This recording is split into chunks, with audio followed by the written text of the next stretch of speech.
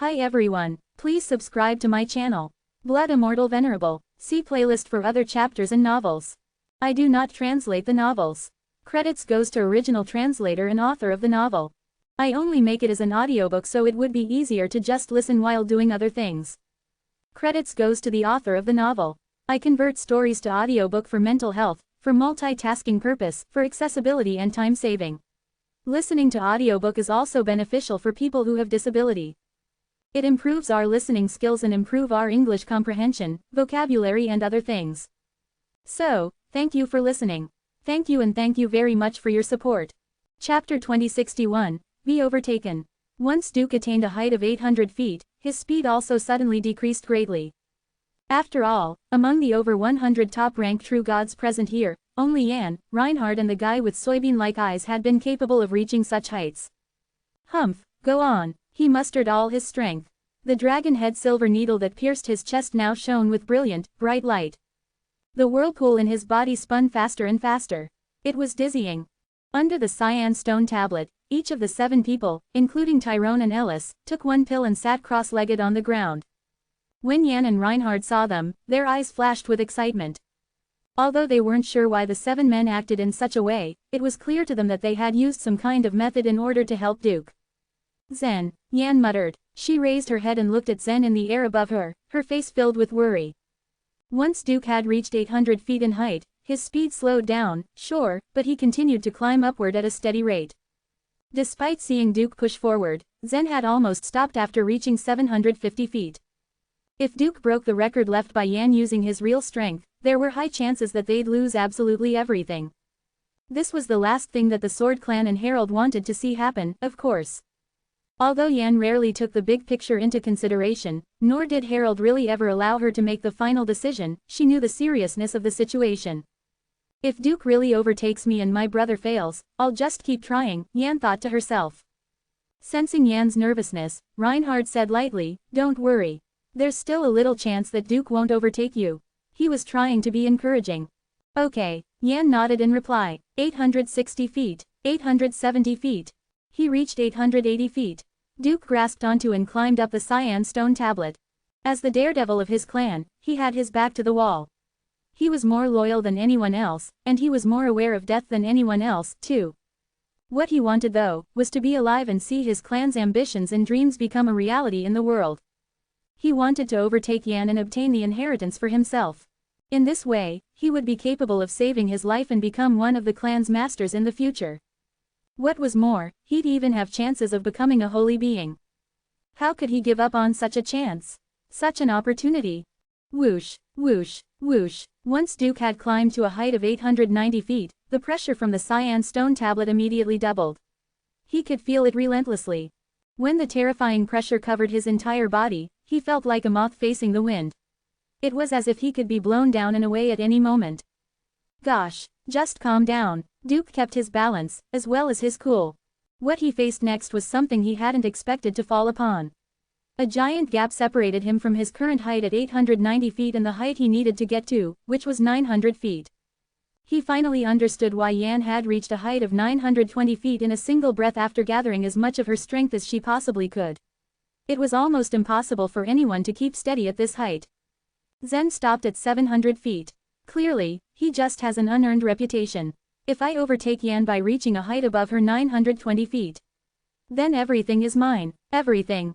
Duke's eyes bulged. The blood streaks in his pupils spread quickly and the whirlpool in his body picked up even more speed. At the same time, Tyrone and the other 6 people's faces turned paler and paler. Their breathing had slowed, and apparently, it had become labored as well. Among them, one of the true gods who was a little weaker than the rest, suddenly got older in an instant. His face was covered with wrinkles and dark spots. That was why they were reluctant to use the energy-extracting needles. As soon as they inserted the phoenix head golden needles into their bodies, it equaled the same as giving their lives to Duke.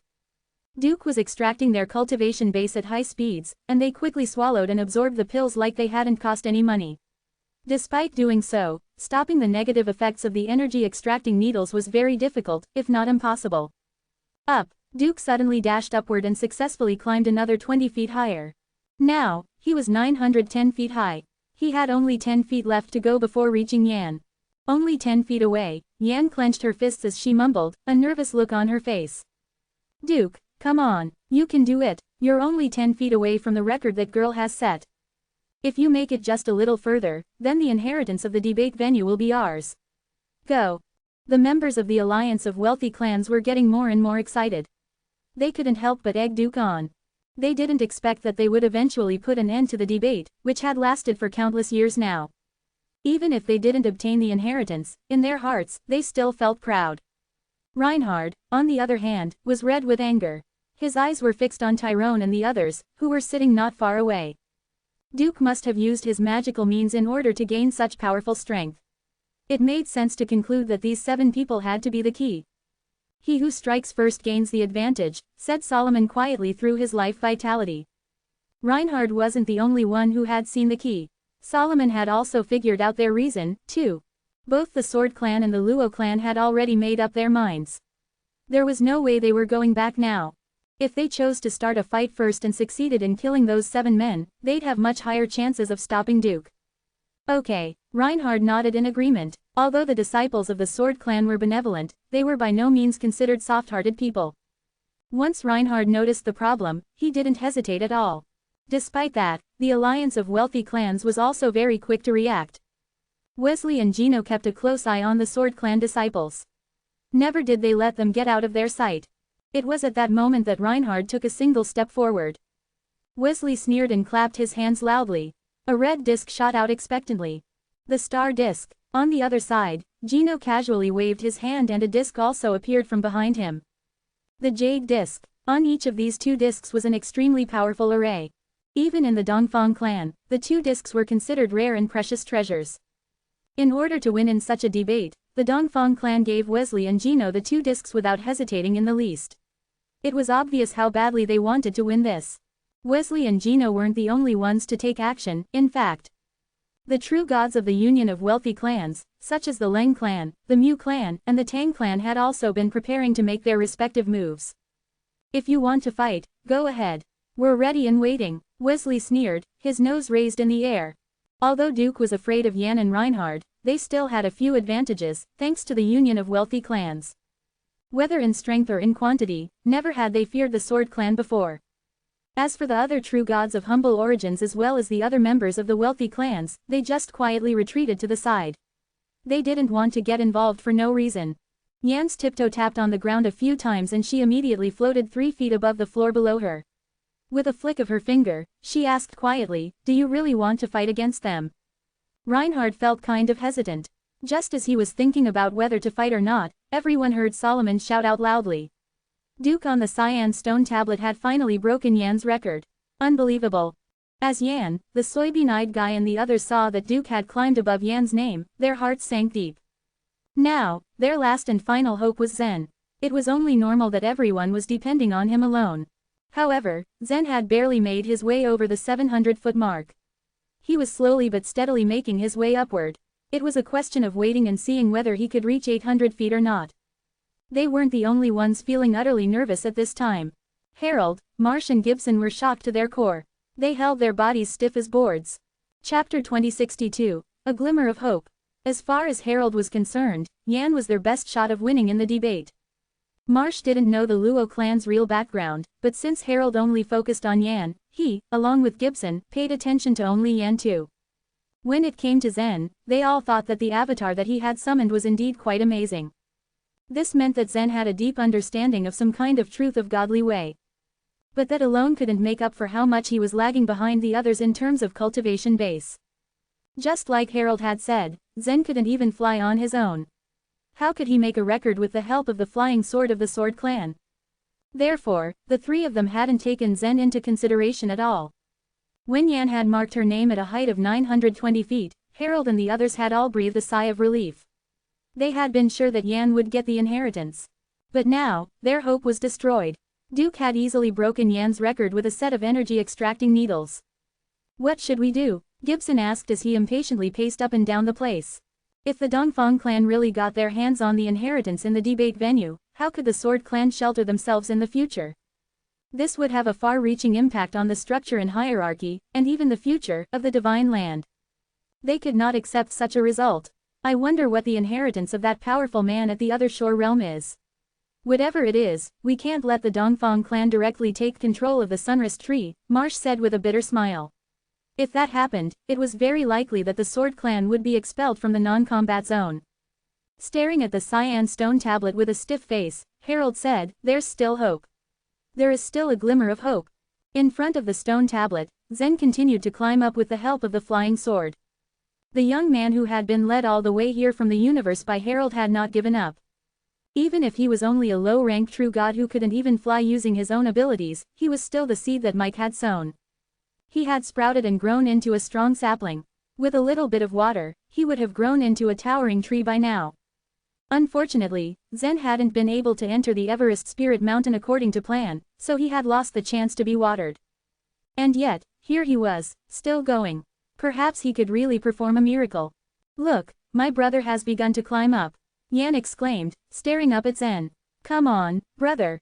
Reinhard raised his head as well and saw Zen accelerate little by little. His angry face was filled with strong expectations. There was something he knew that Harold and the others didn't. When they had gone to kill the snake spirit, Reinhard hadn't set the eye of perception, so Harold hadn't seen the power of Zen's sword. In Reinhard's opinion, it was unbelievable that Zen had been able to kill a consummate true god with his sword attack. How could such an incredible guy only climb up to 700 feet on the cyan stone tablet? Reinhard would never believe it. This pressure is actually formed by the will of the debate. As he stood still on the flying sword, his mind was as calm as water. Since he had stopped, everyone thought that he had reached his limit after crossing 700 feet. But the truth was, Zen wanted to figure out the structure of this pressure clearly. However, the truth of goodwill and the truth of malice are completely mixed together. It seems that every kind of truth of godly way has its own use. So what is the use of the truth of goodwill and malice? The truth of godly way was not a kind of theurgy, but a major insight into the chaos. In other words, it was more like a foundation. Only after a solid foundation had been laid would the boat of truth be condensed and cross the boundless sea of truth and reach the shore. The foundation of each kind of truth was different. For example, Zen's truth of cultivation nature worked by following the law of everything in nature. Therefore, it was easy for the truth of cultivation nature to be integrated into the various theurgies and cultivation methods that Zen practiced. But the truth of holy words that Yan practiced was different. Unlike the truth of cultivation nature, the truth of holy words couldn't be integrated into other theurgies. Presumably, one needed to cultivate a special theurgy to achieve the effect of the truth of holy words. Nobody, not even Zen, knew what theurgy Yan had cultivated.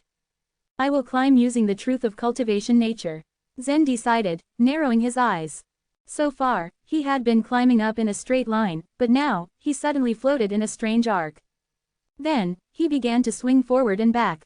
Although the truth of goodwill and the truth of malice were mixed well together, there was still a small gap between them. The rhythm of Zen's swinging corresponded to the rhythm of alternation of the truth of goodwill and the truth of malice. What's Zen doing? What an ungraceful posture. He seems to be dancing. The true gods below had a strange expression on their faces. After all, Zen swaying in the air while standing on the flying sword really was a strange scene. Yan blinked and pursed her lips. With a faint smile on her face, she said, "It seems that my brother has grasped some important knowledge." It's indeed much easier, Zen thought with a smile on his face. Now that he was swinging his body in rhythm with the alternating pressure, the pressure acting against him had been reduced by more than half. Zen had been floating at a height of 700 feet for a long time, but after he began swaying, he reached 800 feet, then 850 feet. Some of the true gods watching below gasped in surprise. After all, Zen was only a low-rank true god, and he even had to take the help of the Sword Clan's flying sword to fly. Achieving a height of 850 feet itself was incredible. The skeleton in the deep well stared closely at the picture on the well wall. It took him almost no time to get used to the rhythm of the truth of goodwill and malice. He is as smart as his mother. I haven't seen such a smart man in a long time. Even in the source world, he would be considered highly gifted, the skeleton exclaimed.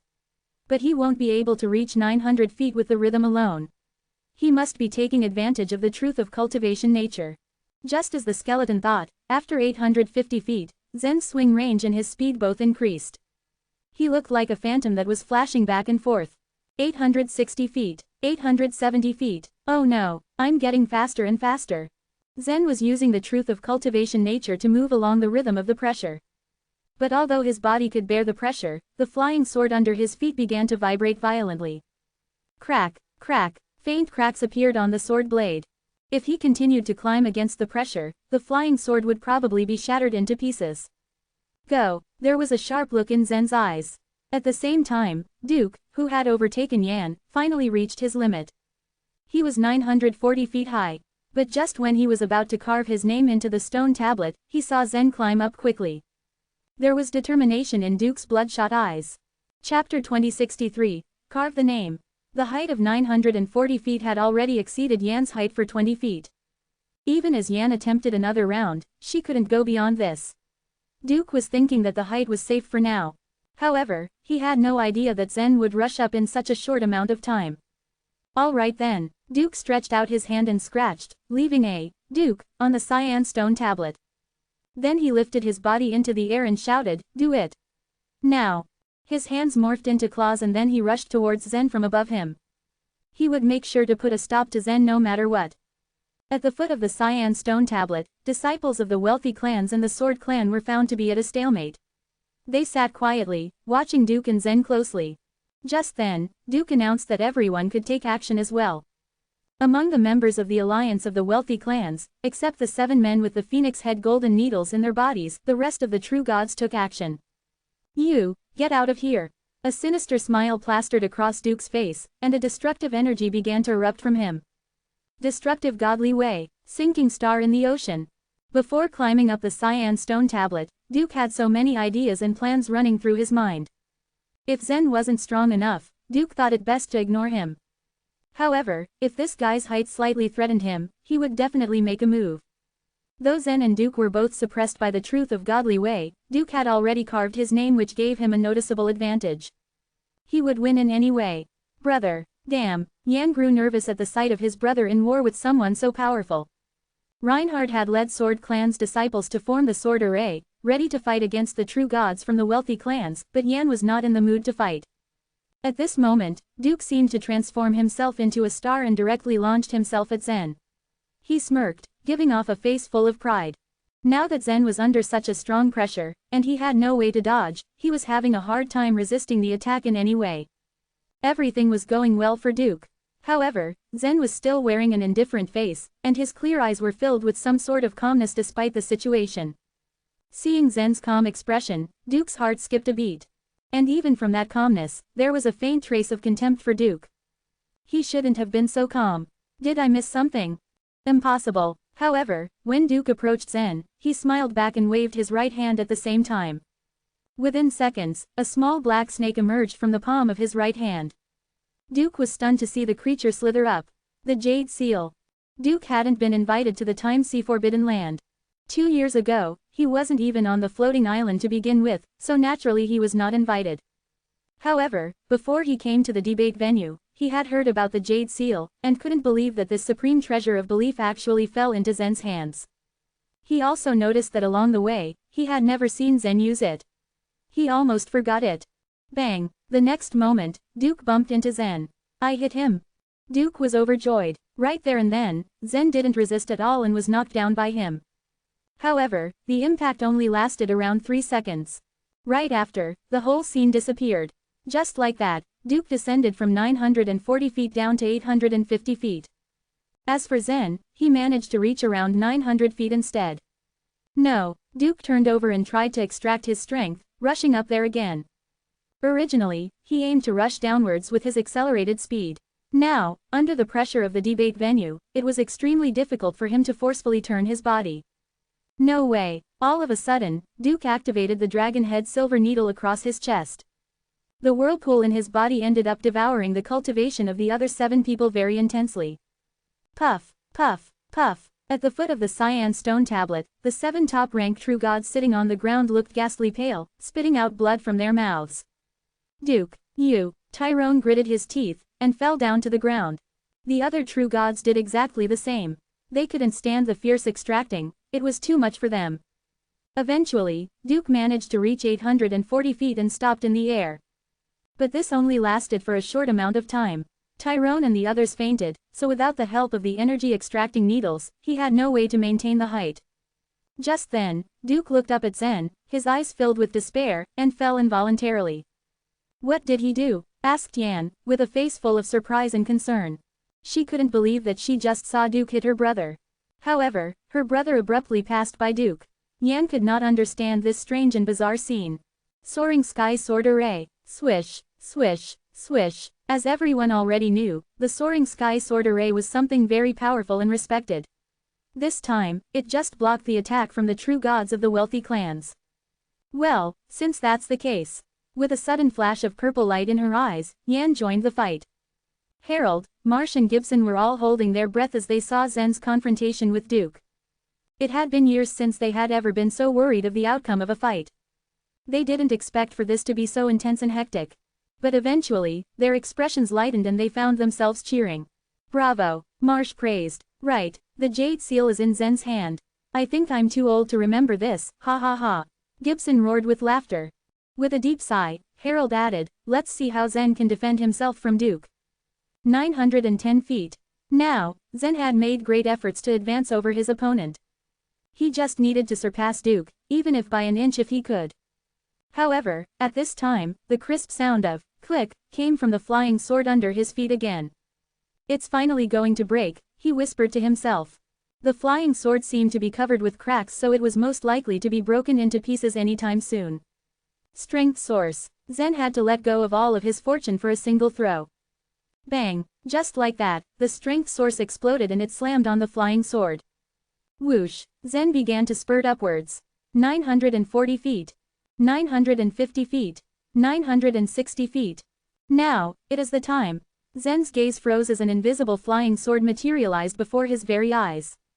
The flying sword moved on the cyan stone tablet, and a huge Zen was finally engraved on it. Whoosh. Then, Zen's body floated and he fell down. Duke's heart broke at the sight of Zen's name. As soon as their eyes met, Duke's face flashed with a certain fierceness and anger. In the end, this was the result of Duke's little trick. There was only one thought left in his heart, to kill this guy at any cost. Chapter 2064, Footsteps. Looking at the fury in Duke's eyes, how could Zen not understand? As he fell, a sneer appeared on his face and the four swords of the gods killing sword array materialized next to him. He had spent most of his time comprehending and using the truth of godly way during the 2 years of cultivation. He then found that the truth of cultivation nature was a lot different from the other truths of godly ways. The truth of cultivation nature was practically compatible with any theurgy, including the gods killing sword array. The four invisible long swords then flew and shot towards Duke. In this way, he had already made a small breakthrough in Joy's gods killing sword array. However, Joy had also felt that the gods killing sword array used with the truth of cultivation nature was more powerful and had fewer flaws. After figuring out this, Joy was also working hard on the potential of the gods killing sword array. According to her, he might be able to create an array with more changes. Swoosh, swoosh, swoosh, swoosh, all four swords shot down. As Duke drew a long sword with a wide blade. However, just as he brandished the long sword, the leading Buddha Emperor sword struck towards him. Bang, the Buddha Emperor sword collided with Duke's blade. Even though Duke was a top-ranked true god, he was still unable to resist the killing power of the Buddha Emperor sword. The long sword almost flew out of his hand. He stepped back in an attempt to retreat, but he suddenly felt shackles on the lower part of his body. Long vine sword. The four swords were controlled by the truth of godly way and all of them moved and worked together seamlessly. That was the terrifying nature of the truth of cultivation nature. It made everything natural and harmonious. Heavenly Tooth Sword. Puff. The Heavenly Tooth Sword suddenly hacked at Duke's neck.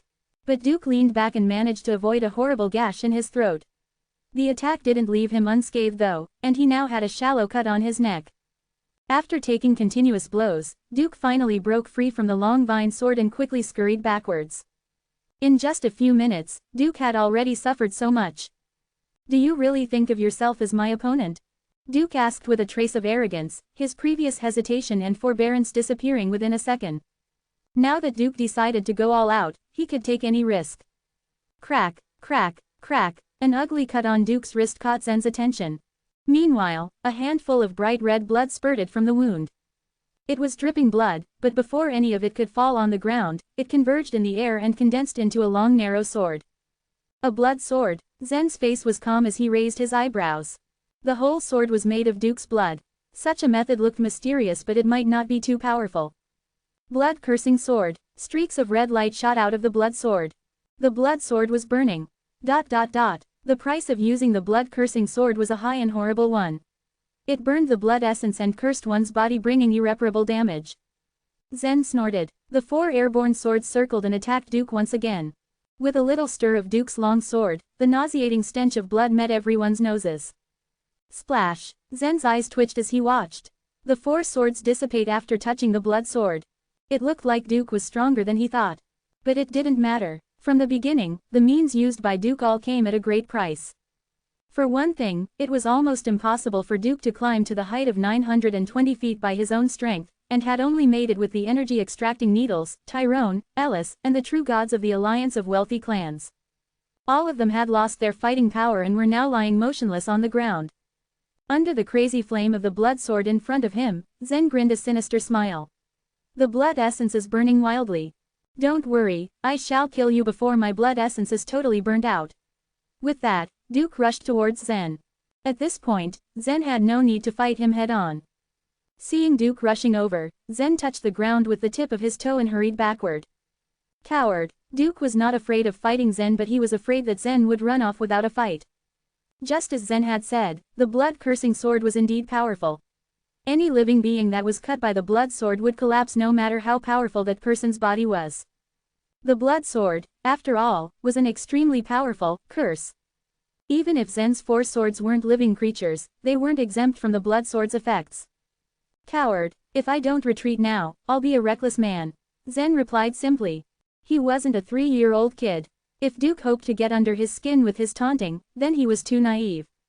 It went on like that, with Zen constantly blocking Duke's attacks. If one of the swords was crushed by Duke, Zen merely condensed it out again.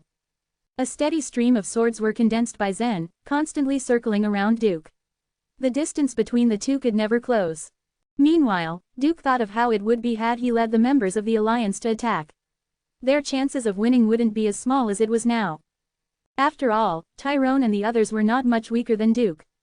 After all, there were only 2 powerful people in the Sword Clan, Reinhardt and Yan. But the top figures of the alliance of the wealthy clans were all sucked up by Duke with the energy-extracting needles, so their fighting capacity was naturally greatly reduced. To everyone's surprise, the disciples of the Sword Clan cooperated so well with each other and even had the upper hand. Of course, Yan's attack was also very crucial. Although Yan didn't want to fight those wealthy clans, disciples face to face, the theurgy she cultivated was extremely powerful. Once she used it, she would definitely take one opponent's life. All she needed was to cast one spell, die. 5 minutes passed. Zen was fleeing backward, calm and cool as ever. However, the look on Duke's face had darkened, and the red flame on the blood sword in his hand was becoming dimmer and dimmer. Just as Zen guessed, the method of burning the blood essence wouldn't last long. Duke was getting weaker and weaker, and he finally stopped and panted with the blood sword clenched tightly in his fist. He looked at Zen, feeling desperate. Zen still looked at Duke indifferently and said, "You should give up. You have done enough for your Dongfang clan. Give up." Duke spat bitterly. It shouldn't have been like this. Before setting out, Duke had heard about Zen from Rochelle. She said that they probably wouldn't be able to kill Zen, and at that time, Duke did not understand. But now, he finally did. Just at this moment, a loud sound of footsteps suddenly came from the distance, and a huge figure appeared in the mist. Looking at the figure, Duke suddenly smiled. Chapter 2065, The Mad Duke. Thump, thump, the crunch of gravel echoed too loudly in the mist, as if it came from a gigantic creature. The footsteps became increasingly louder, and indeed, a gigantic creature was slowly approaching. On the other hand, the true gods were so excited when they found the cyan stone tablet that they let down their guard for a little bit. After all, the most important thing was to get the inheritance of the powerful warrior at the other shore realm. Anything other than that was of no account. Both Reinhardt and Duke thought so, until the true gods suddenly stopped in their tracks when they heard the loud footsteps, turned around and looked at the mist in the distance. Ha ha ha, Duke laughed wildly. Finally he's coming, finally. Zen turned around as well to look at the giant shadow within the mist. What do you mean? He asked dimly. It's the fiend in the abyss. Duke announced madly. I don't need to give up. Ha ha, I'm just waiting to get killed. You and I, all of us will die. Is this fiend the incarnation of your fear? asked Zen. Yes, Duke bellowed. All of you were doomed to fail the moment I entered the debate venue. All of you are doomed to die.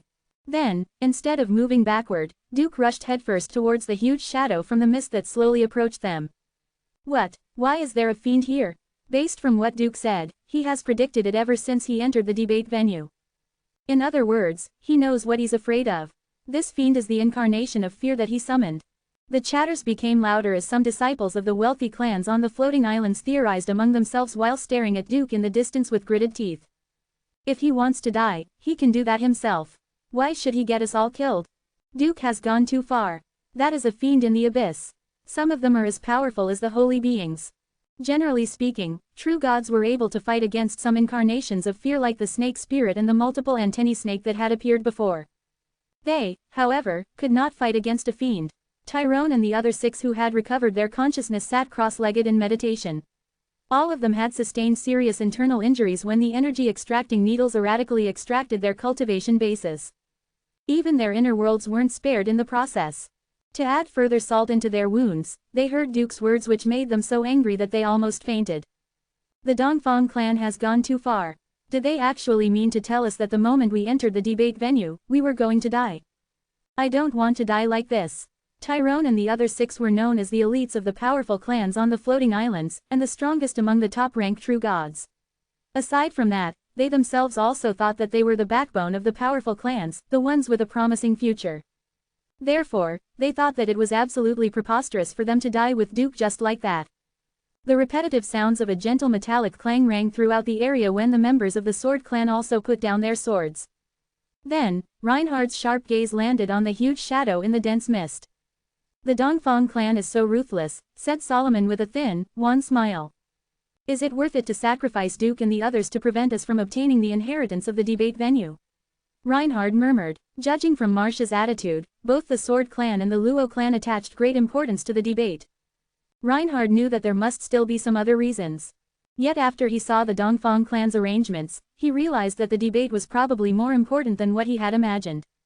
Yan glanced coldly at the distance and said, whoever marks their name on the cyan stone tablet can obtain the inheritance. Now, we have all carved our names and my brother's name is on top. But why don't we see any movement? She thought that they could leave the place right away if Zen was qualified to obtain the inheritance. Perhaps, they could even save their lives this way. Nothing covered the stone tablet, however. There was no array. Yan's words served as a reminder for Reinhard. The reason they could find the place before was that Zen had proposed to change directions. Soon enough, the mist in the area disappeared and was replaced by a path. They walked down the path and finally found the cyan stone tablet. They proceeded to do what they had seen on the stone tablet, but why were there still no signs of the inheritance? As a matter of fact, it was already too late to think about that now.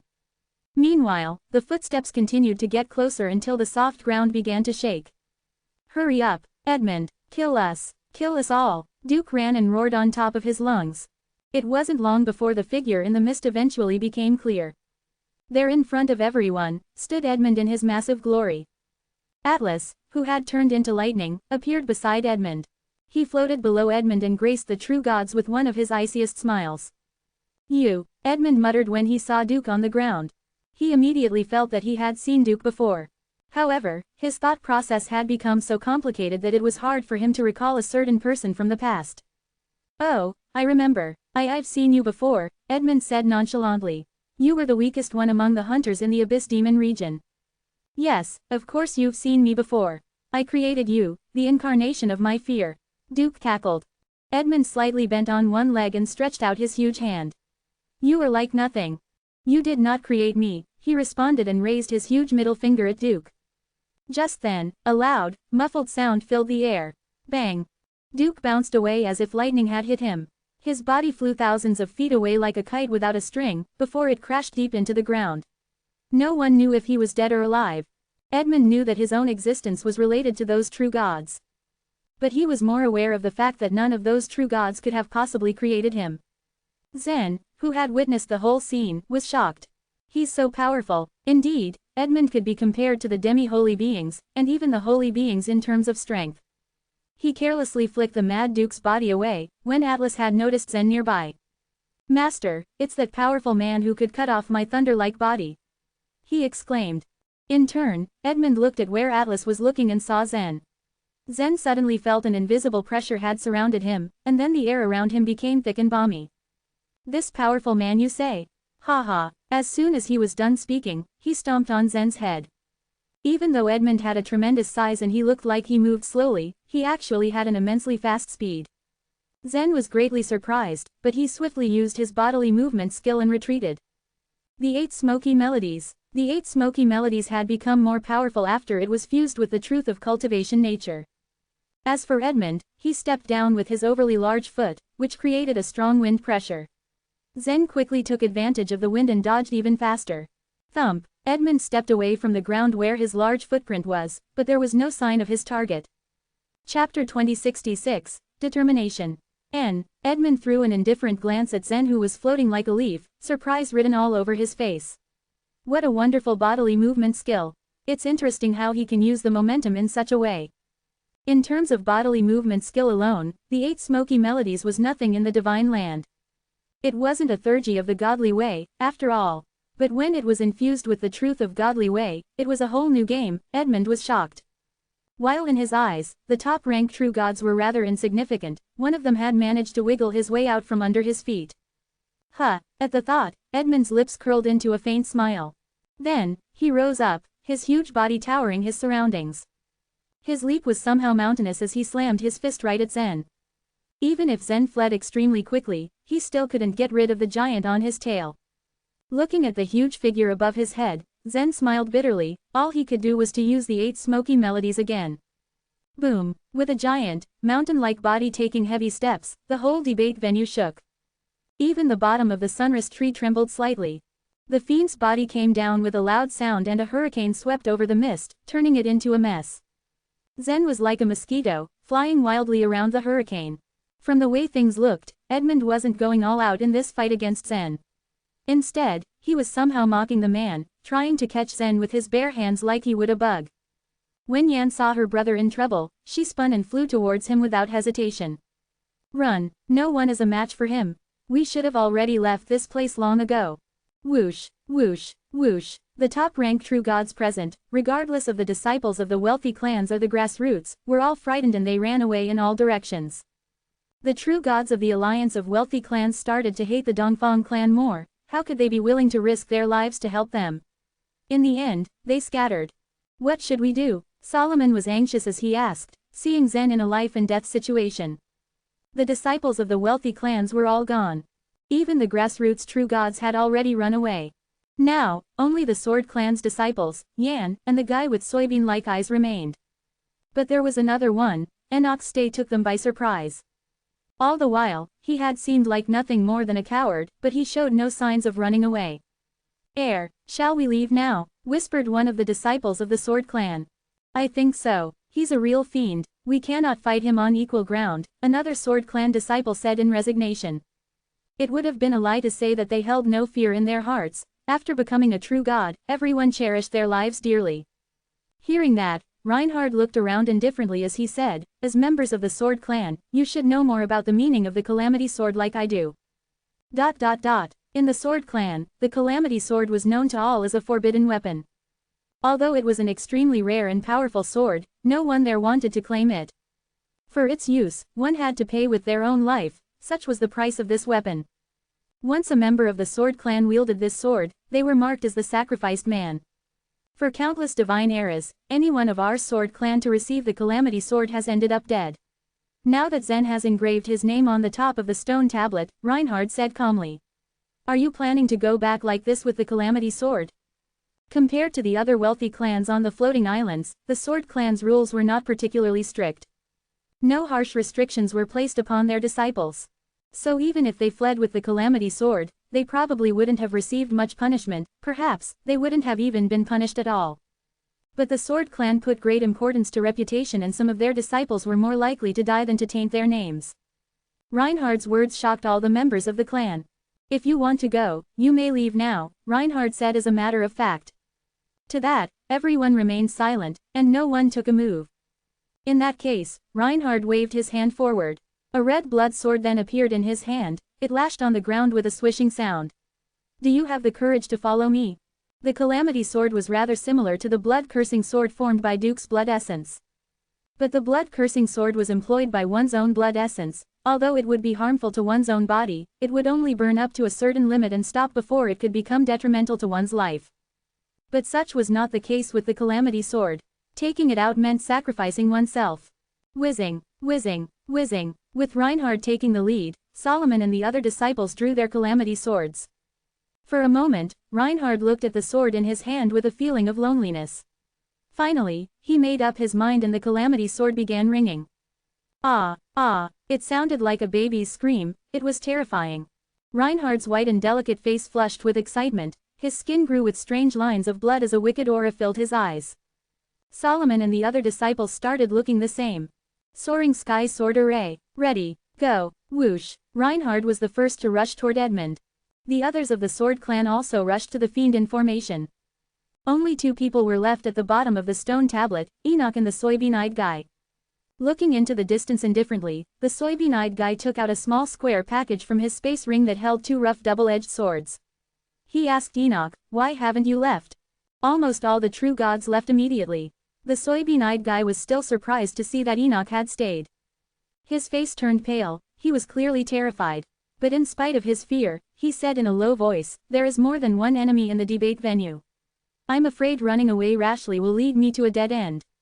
With one hand grasping a double-edged sword, the soybean-eyed guy smiled.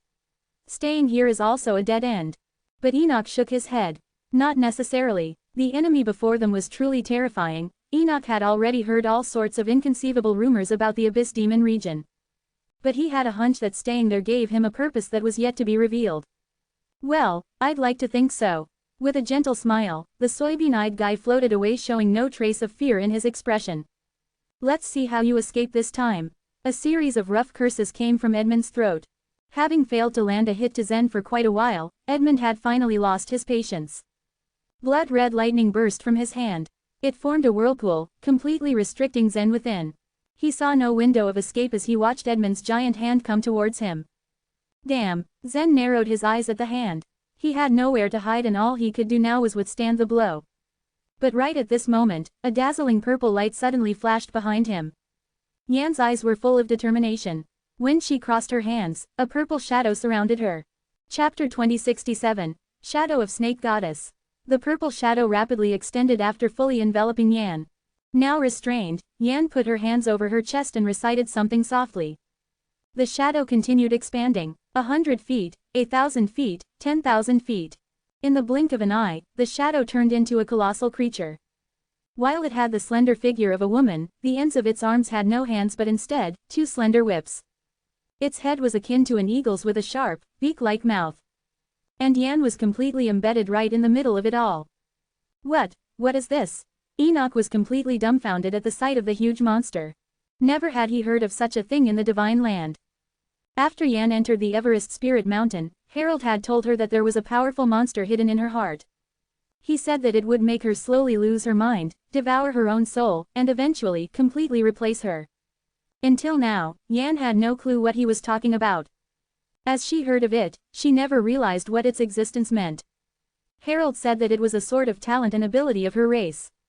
Everyone from this race had to face the monster within from the moment they were born. If one could control the monster, they would have far more powerful abilities than the other race members. If not, then one would simply die young. When Yan was in the lower world, she had never discovered the monster herself. She hardly even believed what Harold told her. It wasn't until Harold woke up the monster in Yan's heart that she discovered its existence and understood her own uniqueness. She wasn't primarily concerned for herself, but for her brother. Harold revealed to her that while they shared the same parents, they belonged to 2 different races. As a result, Zen didn't carry such a monster in his heart. Under Harold's guidance, Yan continued fighting off the monster. There was a time when she had been in an unfavorable situation, and it was with Harold's help that she managed to survive it. But while Yan currently had the upper hand, she still found it difficult to control the monster. If she released the monster in her heart rashly, it was likely to make a sudden counterattack. But seeing her brother stuck in a crisis, Yan lost all sense of reason. She released the monster in her heart without a hint of hesitation. "No!" Harold yelled. Bang! Witnessing the scene, Harold punched the beam at the side of the building in frustration, making the entire structure tremble. As the shadow she's wrapped in the legendary shadow of Snake Goddess. Wow, it's the first time I've ever seen it. How special. Marsh and Gibson were filled with astonishment. The people of the Divine Land had little knowledge about the chaos. Only by the Sanskrit words did they find out about the extraordinary creatures. But the information they got from Sanskrit words just wasn't quite as comprehensive as other resources. The two holy beings had heard about Mike's son and daughter in the past. Yes, she's not qualified to control the shadow of Snake Goddess now. She's digging her own grave by releasing the shadow. If her soul is devoured, the consequences will be unimaginable. Harold was both worried and helpless about the situation. Originally, it was a great surprise to find out that Zen had surpassed Duke and registered his name on the cyan stone tablet. Having done this, Zen was sure to obtain the inheritance of the skeleton. But an unexpected fiend arrived and blocked his path. As soon as they saw Duke's crazy behaviors, Harold, Marsh, and Gibson immediately understood what the Dongfang clan was planning. Marsh felt truly regretful. If only they had known earlier, they could have made sure not to give the alliance of the wealthy clans a place in the debate venue. For the moment, the Sword Clan had not completely broken up with the alliance of wealthy clans. It was inappropriate to shut them out directly, so he only reduced their places to half. Never did it occur to them that the Dongfang clan had been planning something in the background. They had the audacity to release a fiend into the debate venue. Everyone's hope turned to dust when the enemy appeared. Facing this opponent, she would die even without risking the shadow. She did the right thing, said Marsh. It was better to play all your cards than idle away and escape, after all. Even the lowly cricket and ant could cling to life, let alone human beings or true gods. The so-called true gods, consummate true gods, demi-holy beings, and holy beings could acquire eternal lifetimes, but this did not mean that they were all powerful. Just like ordinary mortals, they followed the law of the jungle, and they possessed endless desires and fought for justice or profit. Wrapped in the purple shadow, Yan was completely engulfed by the purple light. She whipped her eyes around and waved her hands. The huge shadow did the same thing and waved its enormous arms. Swoosh, swoosh. But unlike Yan's own arms, those of the shadow acted as two sharp whips. They were brandished and whipped into the air, creating a large black crack. Even the space in the Divine Land couldn't stand the two whips. One could only imagine just how terrifying the attack was. But Edmund, of course, didn't take any true god seriously. After all, he didn't even bother to slaughter such a top-ranked true god in the Abyss Demon region. Once upon an age, an Abyss Demon used the portal of summoning to get Edmund onto the first stage of the Abyss Demon region. Such was an important trial organized by the alliance of wealthy clans. The Abyss Demon region was indeed terrifying, but the monsters on the first stage weren't supposed to be too strong. It was a useful venue for the disciples from the wealthy clans to temper themselves and accumulate some divine might coins. So after preparing them, many wealthy clans would send their disciples into the Abyss Demon region every once in a while. But never did they expect to encounter Edmund on the very first stage. For the disciples of the alliance of the wealthy clans, Edmund's arrival was a complete nightmare. In less than half a minute, he had killed over 500 true gods, including 76 top-ranked true gods and 470 mid-ranked true gods. Because of Edmund's appearance, the wealthy clans were more cautious about training in the Abyss Demon region. The large-scale training must absolutely be accompanied by consummate true gods and demi-holy beings. In Edmund's eyes, these true gods were simply too weak to even bother killing. But Zen was his first encounter in this place. A special aura filled Zen's bodily movement skill. Edmund couldn't catch him and had to use his full strength just to tie Zen up. When he sighed at the strange man, a top-ranked true god suddenly formed a strange shadow. Its power was far stronger than Edmund had expected. Have the young fellows from the Divine Land become so powerful? When the two whips came right at him, Edmund was left with no choice but to stretch out his hands and clasp them together, preparing to grip the whips in his hands. Humph! Upon witnessing the scene, Yan snorted. Splash! When Edmund grabbed the two whips, his face changed immediately. A powerful, tearing force was transmitted. His hands became as fragile as pieces of paper, instantly reduced to brittle pieces of blood. Chapter 2068, Sword Light. The fiends in the Abyss Demon region absorbed countless evil intentions which made their bodies extremely powerful. A fiend was the evilest yet most perfect creature ever imagined. Countless divine eras had strengthened these creatures and refined their bones, blood, and flesh. Through the power of imagination, they became evil and extremely powerful creatures. The fiend race represented fear and annihilation. The faith energy in the divine land did not turn into momentum but constantly gathered in the forbidden areas. It was in the abyss demon region that all negative faith energy gathered. However, such a powerful fiend was unable to resist the shadow summoned by a top-rank true god. Trapped in the blood-red lightning, Zen could only gaze wide-eyed at the scene in front of him. It was only then that he understood what Yan said when they encountered Atlas. She told him that if she was careful enough, then there would be no need for her to fear a consummate true god. If Atlas hadn't come out of nowhere, Yan would have dealt with him swiftly. Furious at the scene, Reinhardt and the Sword Clan members all drew their calamity swords. However, 11 people with calamity swords were still no match for Edmund. It was clear for Reinhardt and the others that they were only courting death. Under such circumstances, however, they did not really have a choice. Just before they attacked though, Yan had gone ahead and shocked all of them. Reinhardt was wild with joy. He didn't know just what kind of method Yan used, but perhaps it was possible for her to forge a miracle and kill this fiend. Yan had effectively given hope to these Sword Clan disciples. Soul-killing sword strike, kill him, Reinhardt yelled. He stood at the helm with the other Sword Clan disciples behind him, lined up in 2 rows with their calamity swords drawn. Each disciple had a resolute expression on their faces. Streaks of crimson light connected them. In order to fight against a powerful fiend like Edmund, Reinhardt had no qualms in using their most powerful attack, the soul-killing sword strike of the soaring sword sky array. Edmund's hands had been skinned and revealed bones. At that moment, 11 disciples, sword array converged and turned into one huge sword shadow aimed towards him. The calamity swords emitted rays of red light and contained invincible power. Everything was poured into this attack. Swoosh, swoosh, the 11 charged forward and went through Edmund's huge body. A wound, as wide as 10 feet, opened in Edmund's belly as the huge sword shadow pierced through him. Bang, bang, bang, the fiend retreated a few steps back from the force. Meanwhile, Yan waved the 2 slender whips and struck Edmund as she controlled the huge shadow. Each time he was whipped, blood poured down his wounds. Several deep marks were left on his body. Crack, crack, crack, Duke had passed out in the huge pit. He woke up after hearing loud sounds. Edmund, that fiend, he should have already killed all of them, right? He thought to himself. He stood up unsteadily. The finger strike Edmund shot seriously injured him, and he lost almost all of his fighting power. It took him a great deal to climb back up from the pit. Just as he did so, he witnessed the huge sword shadow pierce Edmund's back. Reinhardt controlled the soaring sky sword array and made another cut upon Edmund's body. What? To say Duke was shocked was an understatement. He saw Yan floating in the air, controlling a huge shadow that caused damage to Edmund. This was completely different from what he had imagined. Edmund was an invincible force in the abyss demon region. Not even 3 demi-holy beings had been enough to bring him down. Yet here was Yan and a few Sword Clan disciples, beating the heck out of him. How was this possible? How could this be? Duke's state of mind shook violently. He had put all his hopes upon this fiend. If it turned out that not even Edmund could stop the Luo siblings, then there was nothing else he could ever hope to do. Truth be told, even Edmund was surprised at this turn of events.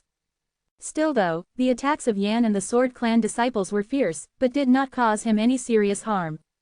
A fiend had stellar regeneration skills after all. After a while of being pelted with attacks, Edmund let out a ferocious laugh and his eyes flashed red.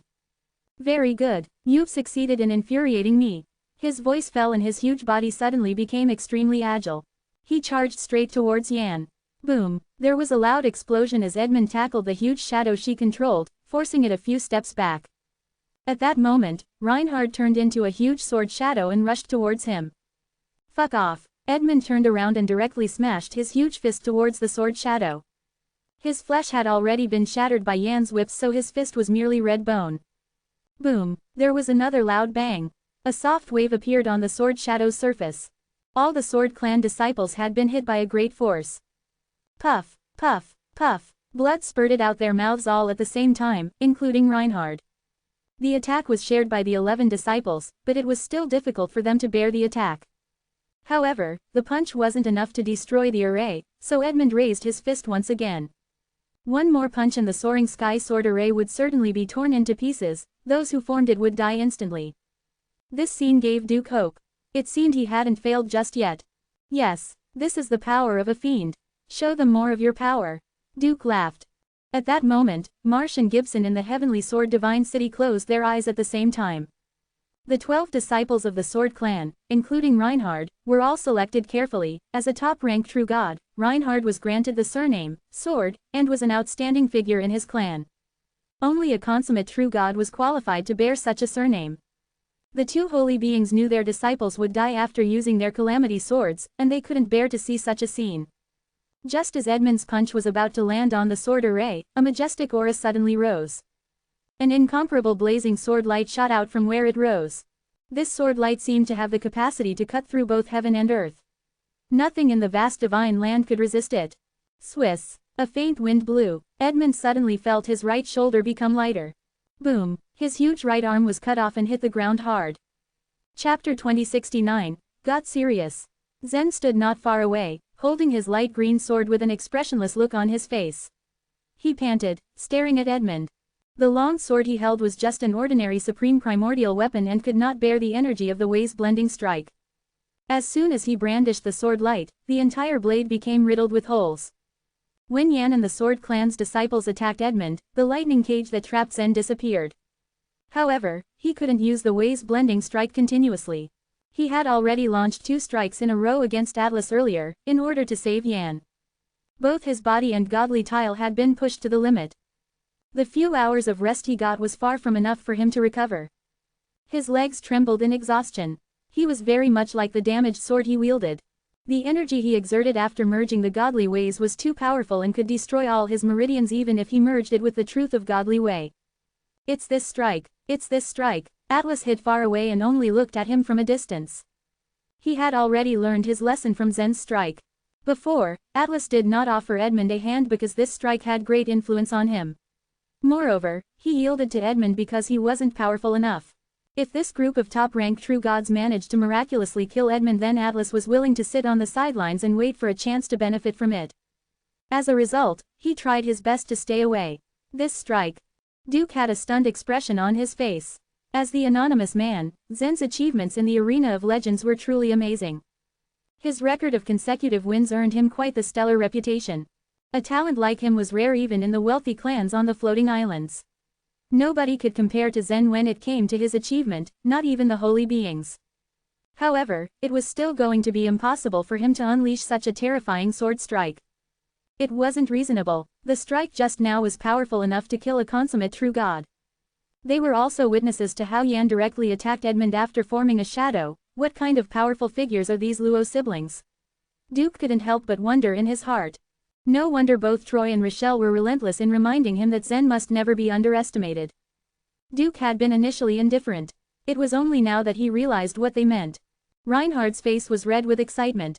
You should have seen this, Master Marsh, he murmured to himself. However, the ones most shocked about this turn of events were the 2 people that were on the top of the Sunrest tree, the holy beings of the Sword Clan. The Sword Clan's greatest pursuit was the ultimate swordsmanship. In the entire divine land, it was the 4 holy beings of the Sword Clan that were considered the best in swordsmanship. Gibson and Marsh were 2 of the 4 holy beings. That is, emotion closing godly way. Gibson's eyes flashed with a strong light. Witnessing the sword strike made them curious. The emotion closing godly way is extraordinary, but it's impossible for it to be so powerful, Marsh murmured. There were many methods that affected the power of Zen's strike. In terms of cultivation base, he was only a low-rank true god. His weapon was also only an ordinary supreme primordial weapon. The emotion closing godly way was also powerful, but not to the extent they had just witnessed. The 2 old men could only look at Harold in shock. To their surprise, there was not much change in Harold's face. He already knew that the power of the godly ways could be integrated and also the fact that his master's infinity ruler was in Zen's possession. Zen had already been in the divine land for quite a significant amount of time and he believed it wouldn't be too difficult for him to learn how to wield the infinity ruler. But to Harold, Zen just should not have been able to merge the godly ways for the time being.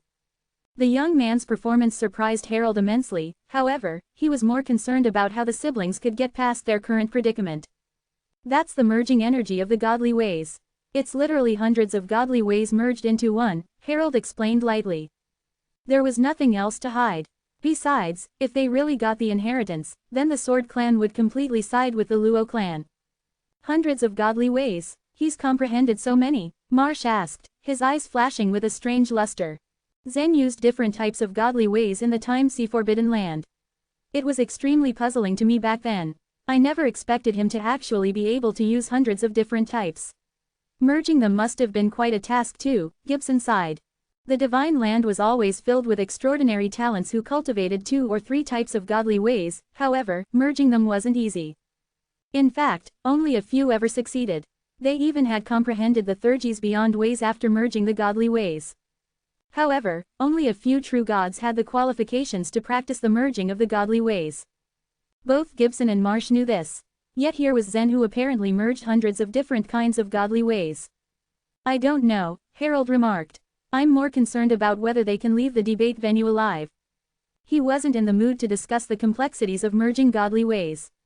He simply widened his eyes and used his perception to watch everything in the debate venue.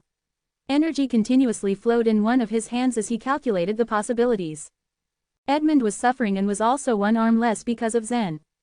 Yan also showed great strength and the 11 disciples of Sword Clan could still be considered strong, however, the chance of winning against the enemy remained at 0. With his arm cut off, Edmund became silent. He grabbed his arm and docked it back to his shoulder. Countless flesh burst out from the wound and regenerated around the site. Countless red lightning also poured out from his body and wrapped around him.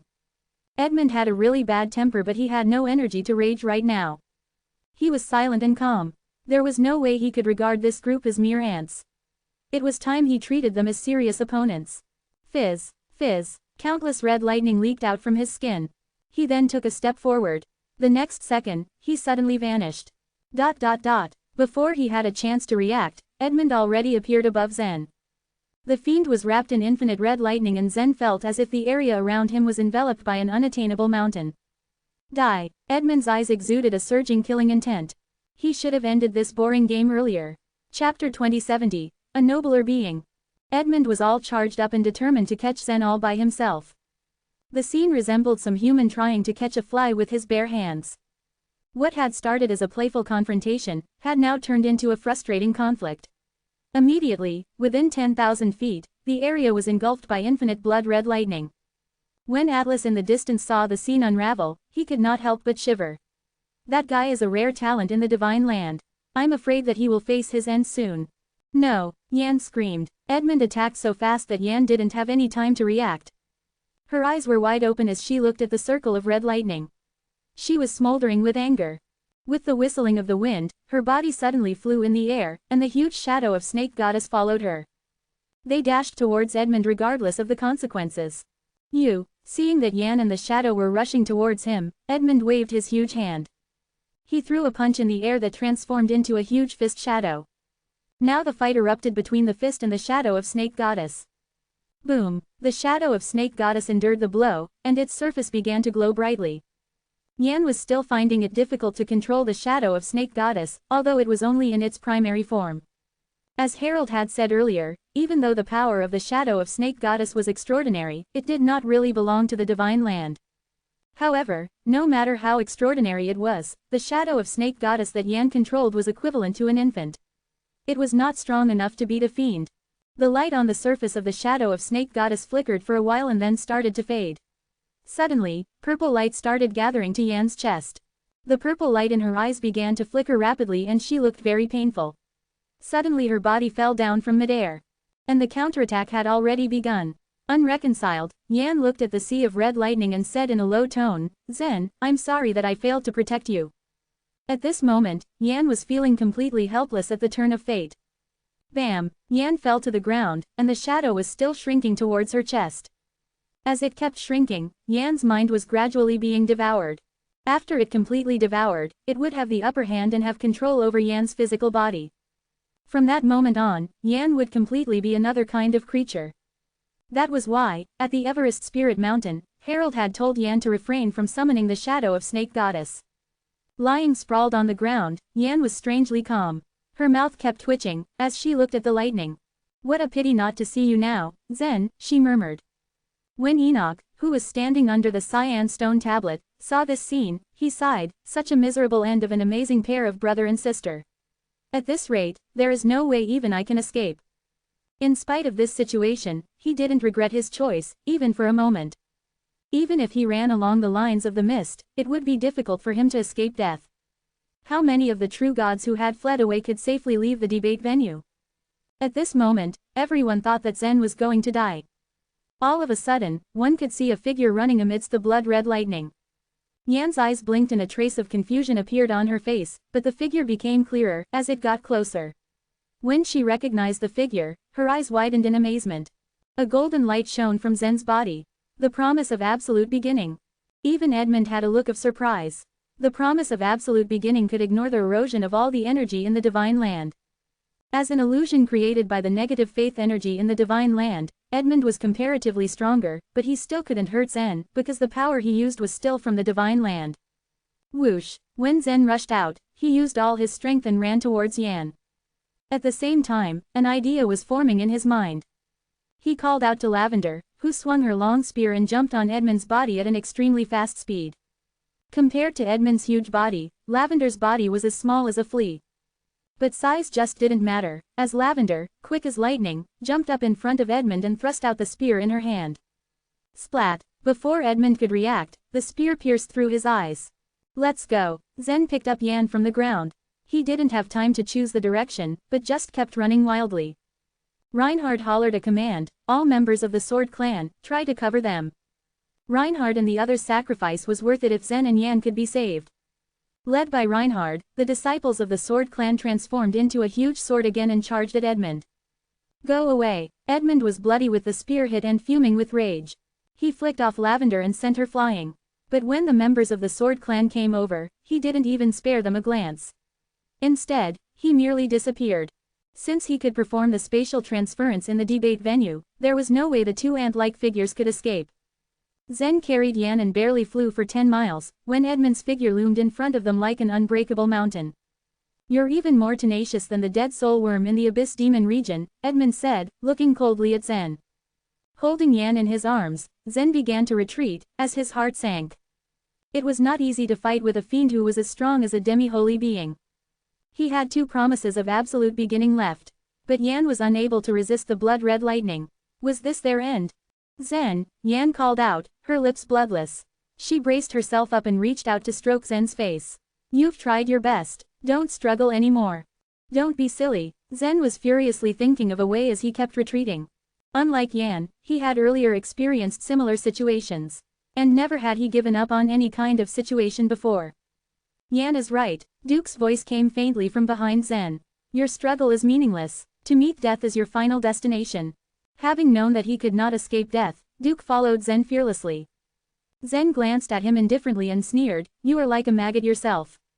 Do you think that everyone in the world is like you? Hearing Zen's words, Edmund smiled and said, your so-called gods are similar to maggots in my eyes. Did you hear that? Duke mocked. Who do you think you are? Why do you pretend to be nobler than me? Ha ha. The wild laughter was very harsh, and Zen's face was ashen. Duke continued to laugh, looking at Zen's predicament.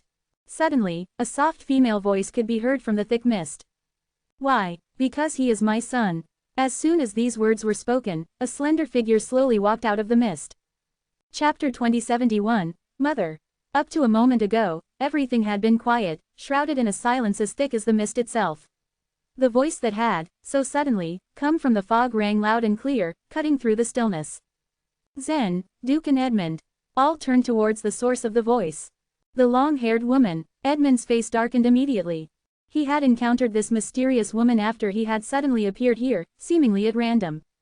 He was wise enough to know the type of people he couldn't afford to provoke, and this woman was undoubtedly one of them. The last time they had met, she had broken his arm, and then left without a word. They had never met again since then. Edmund even suspected that she possessed the knowledge of how one could exit in this strange world. But not for a moment had he thought that she would appear here once again. Duke, too, was stunned when he heard the woman's voice. What the hell does she mean by, son? As his eyes examined the woman's face, realization dawned on him. They look exactly the same. The woman's hair, which was over 1,000 feet long, trailed on the ground as she walked slowly in their direction.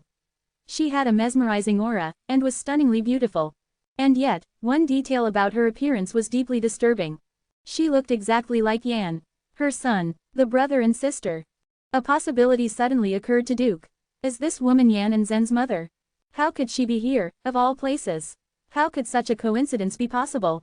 Duke felt that he was crazy enough to have agreed to the plan arranged by his clan. Now, however, he understood that plan was ridiculous, because this world was even more bizarre than he had ever expected. Harold had nearly given up on the hope that someone would come and help Zen. Although Zen's performance had, so far, exceeded his expectations again and again, he believed that Zen had finally met his match in Edmund and was doomed to die. This was a desperate situation, and the results were not difficult to predict, especially for an intelligent, experienced man like Harold. His master had entrusted the protection of Yan and Zen to him, but he had failed to save them from this tragic situation. His heart sunk in his chest with great shame and defeat. Although he had tried his best to restrain himself, his face could not help but show his inner turmoil. He had been standing there for a while, wallowing in guilt and self-pity, when suddenly, he caught a glimpse of the long-haired woman through the eye of perception. Immediately, he emerged from his trance, trembling from shock. It's Master's wife. It's impossible. How could she be there? With disbelief etched on his face, Harold became visibly excited. Gibson and Marsh stared blankly at the woman with long hair, also in shock. It's her. She's Mike's wife. Why is she in the debate venue? Gibson and Marsh were both aware of what had happened in the past, but they knew very little about this woman from the 9 race, that she was Mike's wife, and that she could never come to the debate venue to save her son and daughter. It was inconceivable for her to appear here. Harold was the first to figure it out. He clapped his hands and said, I know. It's an incarnation of fear. She must be the incarnation of someone's fear. That's the only possible explanation. An incarnation of fear, that makes sense. Gibson's eyes flashed with realization. But she had been absent from the divine land for countless divine eras. It's impossible for these young warriors to have ever seen her in their lifetimes. How could she have become the incarnation of their fear? Said Marsh. Although he knew that Harold's idea made sense, something still didn't add up in his mind. Harold shook his head. I don't know. Perhaps it was the result of some bizarre coincidence. Perhaps, she became someone's fear by chance, or in some other indirect way. Fate, this is really an arrangement of fate, he finally exclaimed. Indeed, incarnations of fear were not simple products of the imagination. They had wills of their own, and their embodiments could move freely. Although her strength had been greatly weakened in this place, Harold believed that she was still strong enough to be able to easily defeat a fiend. A profound sense of relief washed over him. Zen, however, continued to ogle at this long-haired woman, dumbfounded. He had seen a vague outline of a figure when he had just entered the debate venue. And it turned out that this was the woman he had seen. Back then, after he had killed the monster in the underground of the Tai clan, he had obtained a piece of mud and a small eyeball. Through that eyeball, he had seen this woman's head. The head bore a striking resemblance to Yan. Her face had remained imprinted in his mind since then. Has she become the incarnation of my fear? Is this the way she has appeared here in the debate venue? And she is my mother. Unbelievable. The thoughts in Zen's mind were in a turmoil. Yan strained to lift up her head, as she lay in Zen's arms, and looked at the woman. Although she was very weak, a glimmer of pale light flashed in her eyes when she saw this woman, whose face so resembled her. Mother, are you really my mother? As the long-haired woman stared at Zen and Yan, a touch of warmth, so fleeting Zen thought he might have imagined it, seemed to flicker in her demonic red eyes. Unbelievable as it was, the woman nodded, looking directly at Yan. Whoosh! Fast as lightning, she swooped down over Zen and Yan, and reached out her hand to touch Yan's forehead. Zen, however, still on high alert, held Yan tightly and recoiled, all the while staring at the long-haired woman warily.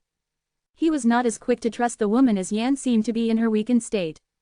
Just because this woman looked a lot like Yan, that didn't mean she was necessarily her mother. Anything was possible in this place. Zen had never met his mother. In his imagination, however, she was a gentle and kind woman. That was the image his mind conjured up when he thought of her from time to time. This woman before him, to the contrary, had a strong evil aura around her, so strong it was almost palpable. She didn't look like a good person at all, and was totally different from what he imagined his mother to be. This underground world was full of mysteries and he had seen many an incomprehensible thing already.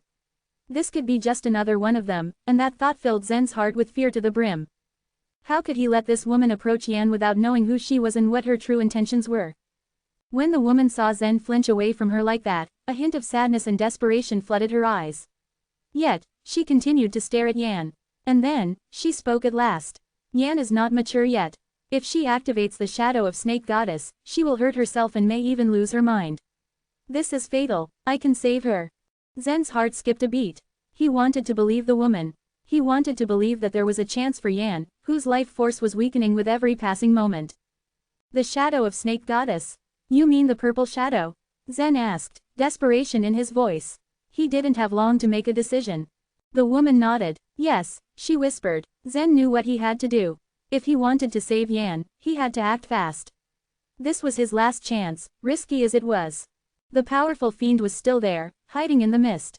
Did this woman plan to save Yan right here? But that guy is still here, Zen said. The woman, however, did not seem to think much of Edmund. She treated him with complete indifference, as if he were a piece of dirt on her shoe, not a mountain-sized fiend. Upon hearing her alleged son's words, she frowned, but then smiled soon after. You were right, wasn't it because of this guy that Yan had to use the shadow of Snake Goddess? Then, buzz, her extremely long hair suddenly lit up with a hellish red light. Then, each hair on her head suddenly turned sharp and malleable as a fencing sword. With the mass of knife-like hair circling her head like a cobra's hood, she charged towards Edmund. Woman, you! Edmund's eyes widened in fear. He desperately tried to use the spatial transference, but it was to no avail. It was already too late. Her hair, already 1,000 feet long, now started elongating infinitely, and wrapped itself around Edmund, who stood tens of thousands of feet tall. A loud ripping noise tore through the foggy air. Her hair, now 1,000 knives, tightened around Edmund, and began cutting into his flesh. It was not long before he was completely shredded into pieces. Chapter 2072, Precious Memory. Reinhard and the other true gods were so far away from the woman that they didn't hear her. Edmund had used spatial transference to dodge the sword strike from the soaring sky sword array.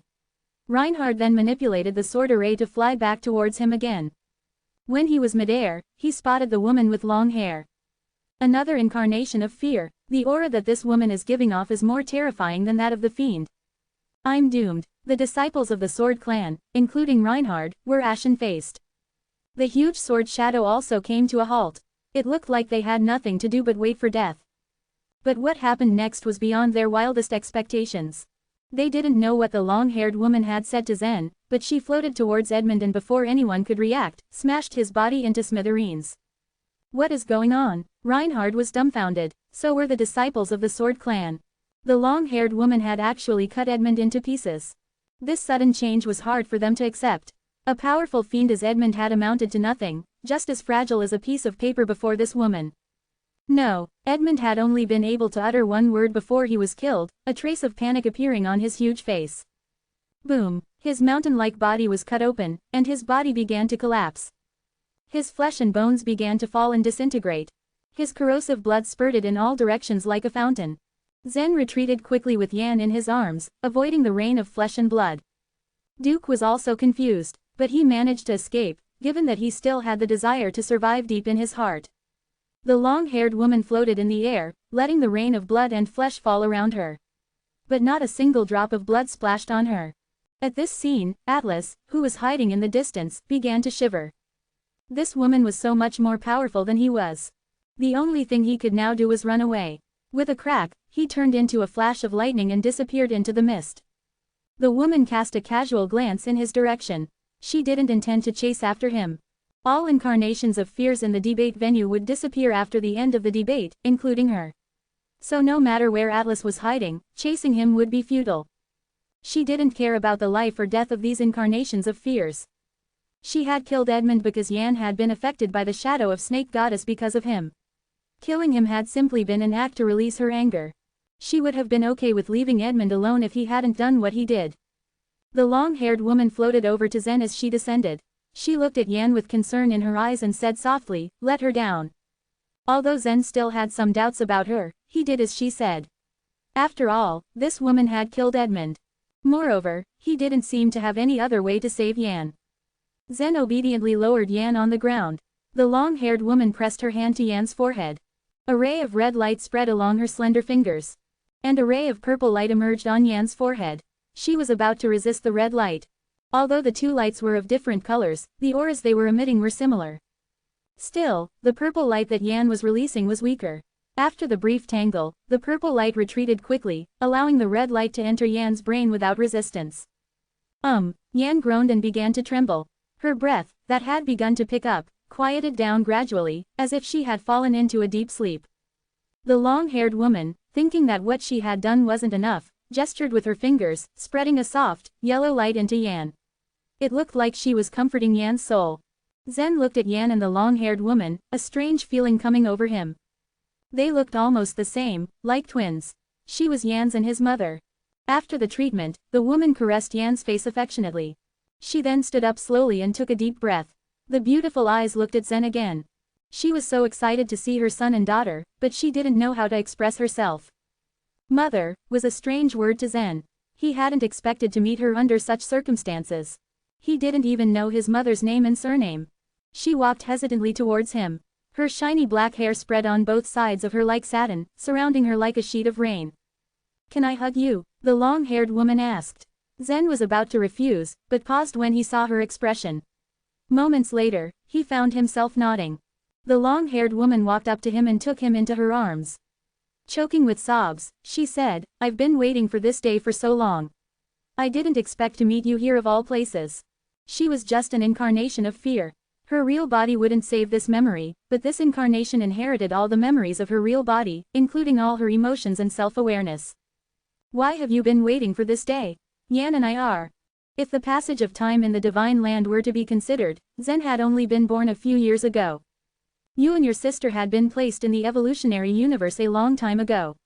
It's just that your father arranged for you to grow up in this grand era, the long-haired woman said softly. Mike had been experimenting with the previous grand eras in the evolutionary universe. And when this grand era had arrived, the two hopeful seeds of Zen and Yan were finally nurtured and began to grow healthily. The long-haired woman shook her head. "It seems that your father's arrangements are not necessarily correct. It's because you're lucky. If I hadn't become your incarnation of fear and landed in the debate venue, I'm afraid you and Yan would have been killed." She looked like a decisive woman, one who knew what she was talking about. She couldn't bear to put Zen and Yan in such dangerous situations. Going by her words, she seemed to be dissatisfied with Mike's and Harold's arrangements. With Zen, she was like an ordinary mother who had been wronged. She behaved strangely with Zen, but he still felt a sense of familiarity from the bottom of his heart when he heard her voice. "It's been a long time, but it has also passed so fast. You arrived in the Divine Land in the blink of an eye, and are already strong enough to be on your own," she said, relieved. And then, she raised a finger. "I don't want to forget what happened here. You have to help me keep this memory. Return it to me when you see me again." A gentle light burst out of her fingertip. It continued to condense and formed a small cocoon of light that hit Zen squarely between his eyebrows. Chapter 2073, Poor Duke. The cocoon of light instantly entered directly between Zen's eyebrows, and immediately disappeared, leaving no trace behind. After being planted with the cocoon of light, Zen had an unexplainable strange feeling in the pit of his heart. The bizarre feeling touched him to his very core. Back then, he had also been planted with a petal by Estelle. This time, he was planted with a cocoon of light. Would the cocoon of light really record all his actions? As the long-haired woman retracted her hands and smiled, he quickly felt a sense of relief wash over him. Perhaps this is how a family feels, he thought to himself. "Let's go. I'll take you to get Harper's inheritance," stated the long-haired woman as she took Yan in her arms. It was then that Reinhard and the Sword Clan disciples suddenly rushed over. Despite the fact that the long-haired woman had killed Edmund not long ago, Reinhard was still worried about Zen and Yan. He couldn't help it. In his eyes, any kind of incarnation of fear was an enemy. The long-haired woman gave people a weird, indescribable feeling. Could she be a fiend that had the capacity to bewitch people? "Zen, tell me, who is she? Do you know?" Reinhard asked, his voice shaking with nerves. His reaction was completely understandable. One couldn't forget that Edmund had been killed with just one single move on her behalf. Even if every single one of them joined together and fought back, there still wouldn't be any point. But how could Reinhard ever feel at ease if he didn't figure it out? Since having activated the Calamity Sword, he was doomed to his death. That said, he still had hopes that Yan and Zen could escape the disaster and obtain the skeleton's inheritance. Zen stuttered as he hesitated for a moment, unsure of how exactly to answer his question. The long-haired woman bit her lips and stared at Zen with her demonic red eyes, a hint of expectation clearly visible on her face. Of course she hoped that Zen would admit that she was his mother. Wasn't it only normal for her to feel that way? When Zen's eyes met those of the long-haired woman, his heart skipped a beat and he immediately said, "She's my mother." As she heard him respond, the long-haired woman narrowed her eyes and smiled. Your mother. What? Reinhard was stunned. He couldn't believe what he'd just heard. The disciples of the Sword Clan looked at each other in disbelief. They couldn't believe it either. It was really unimaginable. After all, the incarnations of fears here in the debate venue were all extremely horrible and had unique appearances. How could Zen have met his mother here? No matter how coincidental it appeared, it was simply too outlandish for it actually be a coincidence. No, perhaps she's still a fiend capable of bewitching others. Maybe this woman is from the soul wilderness, and there are indeed a few powerful creatures who have such capacities. Reinhard pondered silently. As he noticed the confusion and disbelief on Reinhard's face, Zen couldn't restrain himself from explaining further. In fact, it shouldn't be hard to understand that my mother had also become my fear for a certain period. At that time though, I didn't know she is my mother. It was then that Reinhard and the other Sword Clan members realized what was going on. Despite understanding, they were at a loss on whether they should laugh or cry. The Dongfang clan was willing to sacrifice their disciple, Duke, who summoned a fiend to kill both Zen and Yan. Zen, on his behalf, was considered even stranger, as he had just called out his own mother. Deep inside himself, Reinhard sighed heavily. The members of the Luo clan, aside from Yan of course, all seemed to be a little weird, he thought.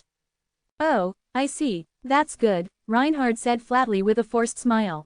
Congratulations, you must be capable of obtaining the inheritance now. Although the Sword Clan disciples had completed their mission, their lives would soon come to an end. The bloodlines on Reinhard's and other Sword Clan disciples, calamity swords became shorter and shorter, little by little. Now, only an approximate 1/5 of the bloodlines remained at the top of the sword tips. By the time the bloodlines became completely extinct, their lives would be over. It was as simple as that. It was only inevitable that the other 10 Sword Clan disciples also became depressed when they realized this. Moments ago, in order to fight to the death, they had recklessly used their calamity swords. The time to suffer now came. They had prepared themselves mentally for this event. However, life and death were two very different things, and neither were easy to face. What's wrong with you guys? Looking at Reinhard's and the Sword Clan disciples' facial expressions, Zen was somewhat baffled. He indeed couldn't believe his own 2 eyes. In their hands, he stared blankly at the long swords. Then again, these 11 people from the Sword Clan had just demonstrated their powerful strength. It was so incredible, in fact, that they had actually caused damage to Edmund twice. Could it have something to do with the swords in their hands? As the long-haired woman saw what Zen was looking at, she smiled faintly. She immediately handed the sleeping Yan over to her son. Once Zen had his sister firmly in his grasp, the woman immediately walked toward Reinhard and grabbed the calamity sword in his hand. She said indifferently, "Your swords are formed by tides of misfortune. Once the red lines dissipate, you'll face 3 crises and 3 calamities. However, the vast majority of people can't even survive through the first crisis. And if, by chance, you do survive the first crisis, then there will be a second, and a third. Followed still by 3 calamities. Let's face it, you'll surely die." What? I don't understand. Zen's eyes parted slightly. They sacrificed their lives to protect me and Yan. He wondered, in complete disbelief. With a bitter smile, Reinhard yanked his calamity sword back from the woman. Before using the calamity swords, we were already well aware of the consequences. This is our fate, and I'm afraid that isn't anything we can change. The other Sword Clan disciples equally lowered their heads with grief etched on their faces. Once a calamity sword was used, redeeming it was completely impossible, even for a holy being. Its official use was acknowledged by the Sword Clan. I remember the calamity swords were created by a talent from your Sword Clan. They are actually misfortune swords that come from the truth of eternal sword intent. Although the 3 crises and 3 calamities are unshakable, they can still be shifted over to someone else, the long-haired woman stated. What do you mean they can be shifted over to someone else? Reinhard's heart was pounding fast and hard in his chest. Of course, he had no idea where Zen's mother had come from. What he did know though, was that someone like her probably held a few unbelievable abilities that even certain holy beings didn't possess. Did you say they could be transferred? Someone asked. Are you saying we still have the chance to live? This is impossible, even Master Marsh would be unable to do that. The Sword Clan disciples suddenly looked hopeful, and the group suddenly appeared more energetic. Who will we transfer the 3 crises and 3 calamities to, though? Solomon asked at once. He was already thinking ahead. As they heard him speak, everyone fell silent. Who in their right mind would be willing to sacrifice themselves to suffer the 3 crises and 3 calamities of others? Zen, however, turned on his heel and gazed at someone standing not too far off. The others also looked in the same direction. In the distance, they could see Duke, who didn't seem to have returned from his state of great shock. At the moment, he was in a daze. With his hair down, he didn't have the visual quality of a top-rank true god whatsoever. He stared blankly at the flesh and bones piled up on the ground with a face full of grief. It was almost as if Edmund was his masterpiece, and that someone had actually dared break it. Duke, someone called out excitedly, we can transfer the 3 crises and 3 calamities to him. Yes, bring him here, another agreed. The Sword Clan disciples looked at Duke as if they had just seen their lifesaver. Duke was indeed still stuck in a stupor. It took him a good moment before noticing the Sword Clan disciples rushing toward him. He was startled back to his senses, and his only desire was to run away as fast as he could. However, he was been hit by Edmund once earlier and had been seriously injured. The Sword Clan disciples, Calamity swords were still powerful enough to deal with him. Did Duke really think he'd get away now? It wasn't before long that the Sword Clan members tied Duke and carried him to the woman with long hair. Reinhard still felt a little worried. Can the 3 crises and 3 calamities of every single one of us really be shifted over onto one person? One person alone? Yes, they can. You'll individually have to stab the swords into his body. However, you'll have to do so without killing him, the long-haired woman replied indifferently. The Sword Clan disciples looked at Duke with malicious eyes. What do you want from me? What do you want to do to me? Duke shouted fearfully. Don't worry, our swordsmanship is excellent, we won't kill you, it'll only hurt a little. Reinhard laughed. Chapter 2074, 9 Li people. If it weren't for Duke, they never would have been put in such a difficult position. So they did not hesitate at all. Whoosh, whoosh, whoosh. Everyone stabbed Duke's body with the calamity swords one after another. The swordsmanship of the disciples from the Sword Clan was brilliant. The calamity swords had pierced through Duke's body, but they had avoided his vital parts, and he did not even bleed much. Duke had also tried his best to retaliate during this period of time. The only way he could resist this attack was to self-destruct. But just as the idea popped into his head, the woman with long hair discovered his intention. He felt a slight pain in his belly, and a thin hair penetrated through his cinnabar field. Instantly Duke lost contact with his cinnabar field and was unable to end his own life. The 11 calamity swords had pierced Duke's body, making him look like a hedgehog. He couldn't understand what these people wanted to do and had given up resistance despairingly. That was when the long-haired woman waved her hands gently and cast a spell, from which a strange aura burst out. This aura, Zen's eyes narrowed suspiciously. He had felt the same aura when he faced the luck-devouring snake tribulation. Zen's faith in destiny was steadfast at the very beginning. However, Rocher's words made him doubt the destiny later. When he found out that everything was his father's arrangement, he rejected the destiny. It turned out that his life was prearranged by his father. The so-called misfortune is just a special energy, right? Or is it that the 3 crises and 3 calamities are actually a counterattack from the calamity swords? Zen couldn't help but ask. Unexpectedly, she shook her head and said, no, this is the punishment of the previous luck. Does luck really exist? He asked. The spell in the long-haired woman's hand was constantly changing. The aura gushed into the 11 swords, which was going to divert the 3 crises and 3 calamities to Duke. At the same time, she answered Zen's question in seriousness, of course, it exists. This is an authority in the divine land. Really, this is an authority? Zen was stunned. The long-haired woman gazed at her son with tenderness. Of course this is an authority. If you have enough divine might coins, you can change your luck on the ruling slate. It's not very difficult. The real trouble is. She pointed at the calamity swords and continued, the calamity sword, which is formed by the truth of eternal sword intent, can take your luck to a higher level. Therefore, even the holy beings of the divine land can't do anything about it. A higher level, you say? Mother, do you mean the extraordinary creatures? Zen was stumped by all the things he was learning from his mother. Whenever she heard Zen refer to her as mother, there would be undisguised happiness on her face. You could say that, but the calamity sword is not complete. If a warrior at the other shore realm released the misfortune sword, then it wouldn't be so easy to transfer the consequences, replied the long-haired woman. Now Zen got a lot of clarity on the matter. No matter how talented the disciple of the Sword Clan, who created the calamity sword, was, the truth of eternal sword intent comprehended by him wasn't complete. The calamity sword wasn't so difficult to resist. However, the truth of godly way was passed down from the extraordinary creatures, which came from the boundless chaos outside the divine land. The creatures in the divine land had no solution to this. Even the holy beings could not break it.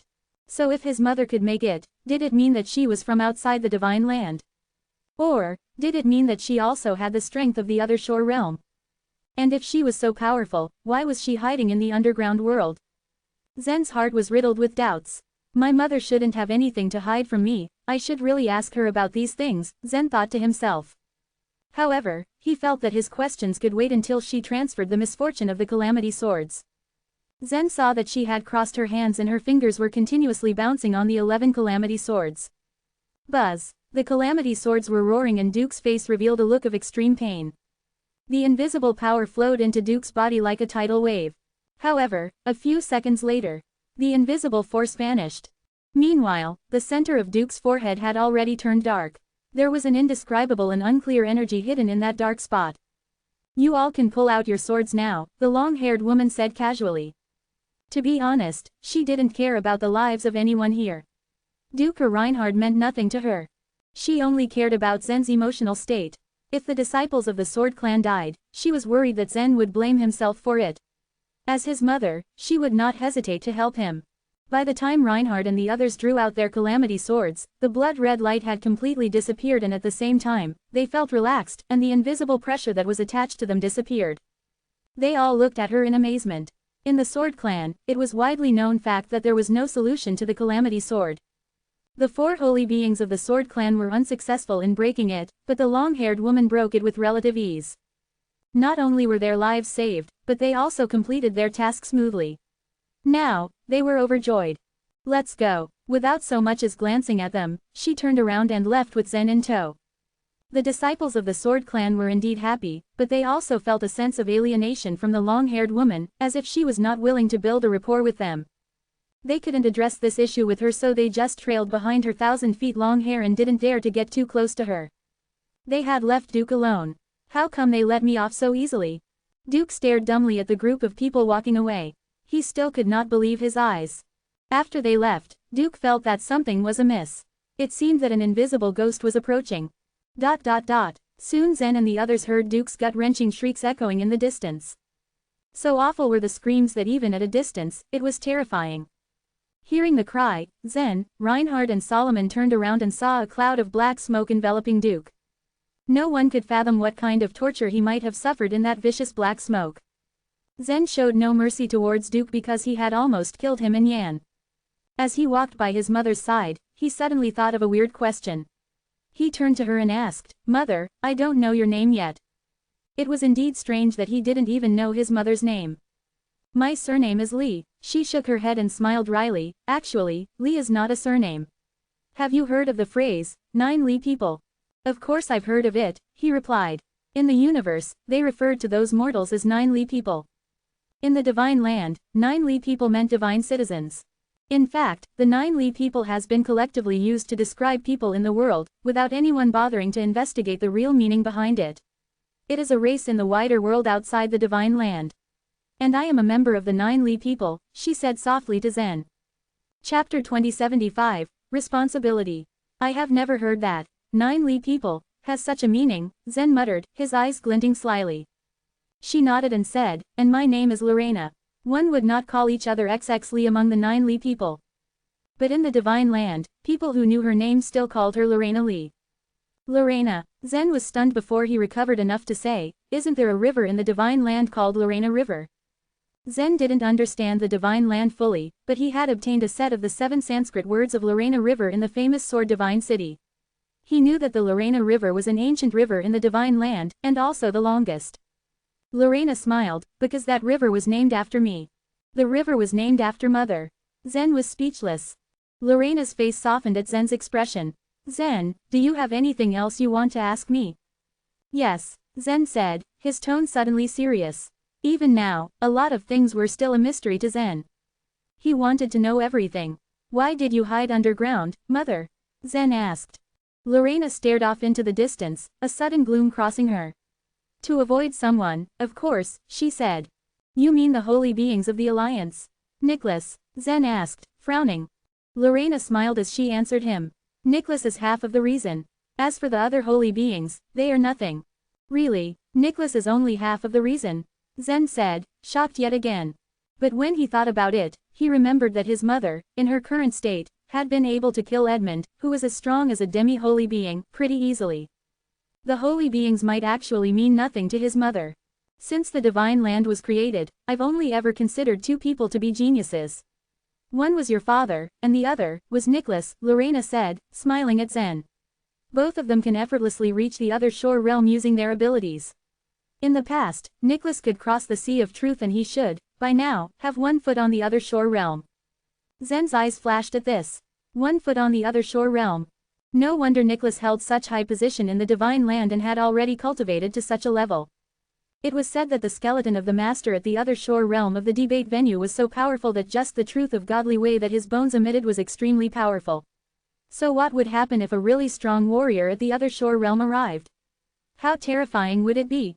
It's a pity that your father was so impulsive in the past, said Lorena, who looked like she was missing Mike. He is so much more talented than Nicholas.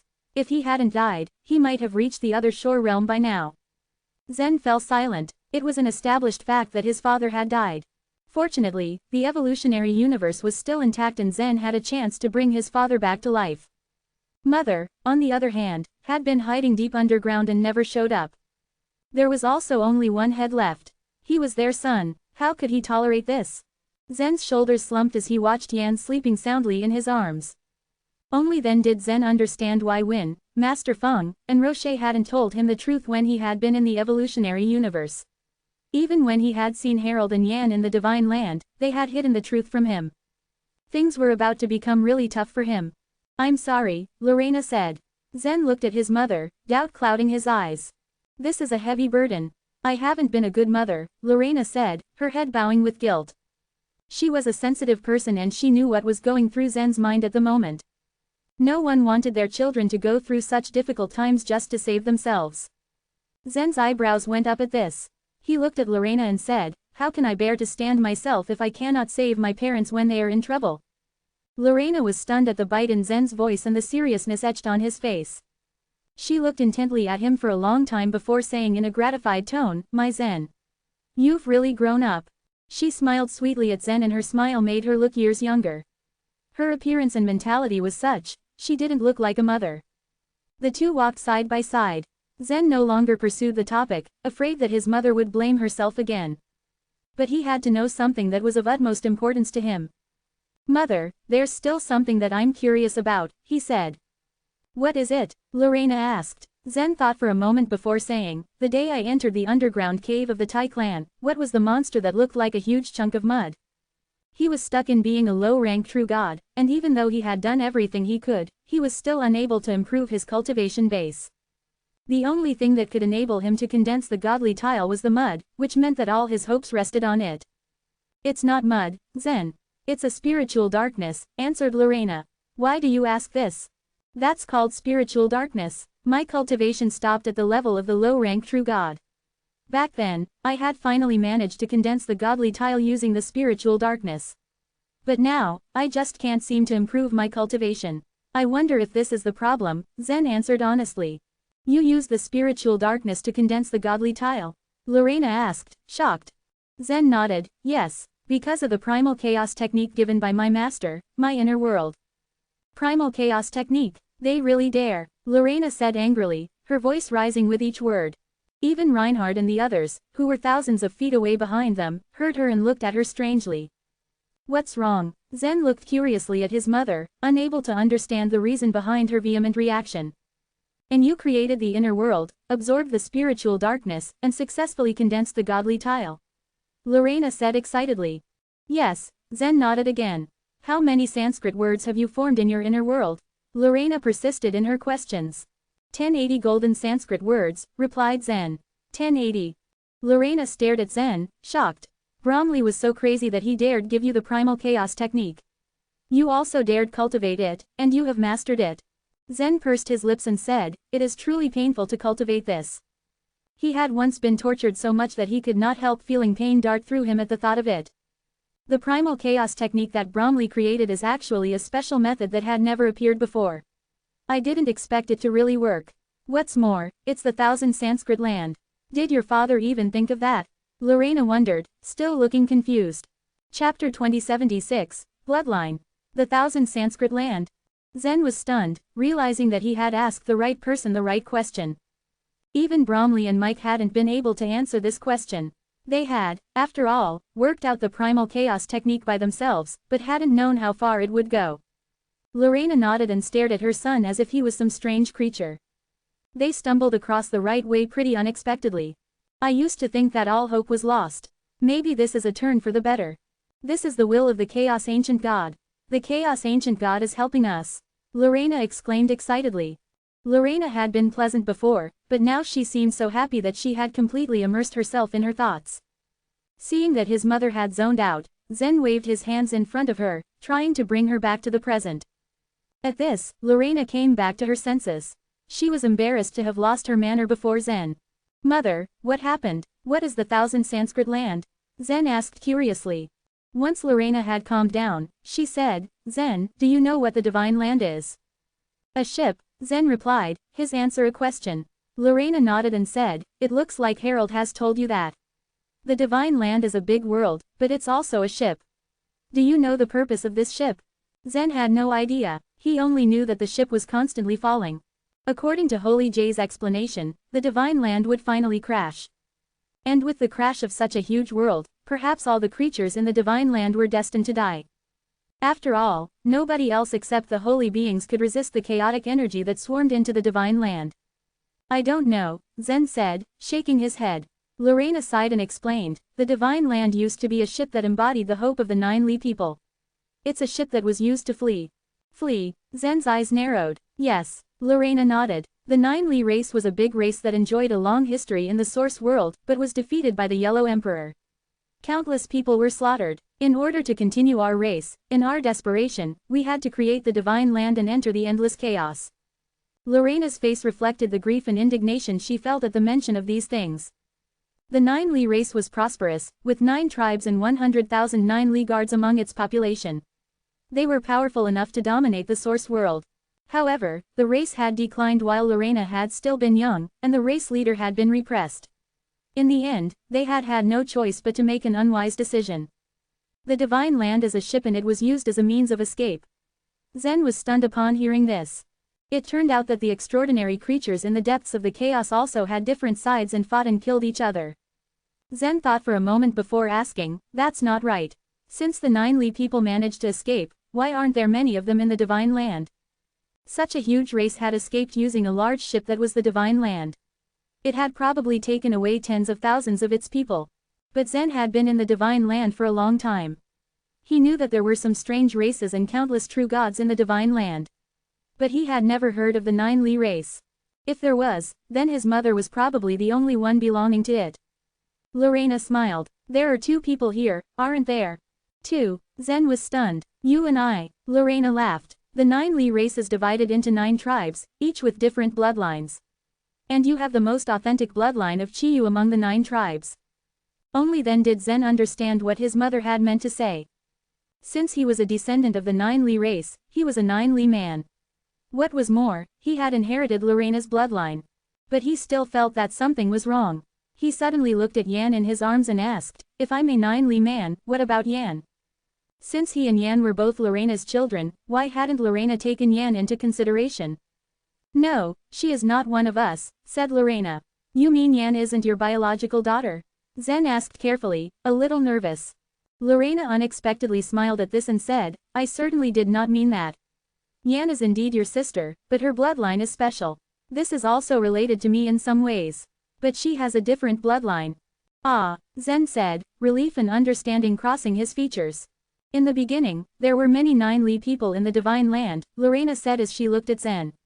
You may not have heard of the 9 Li race, but you should have heard of another race.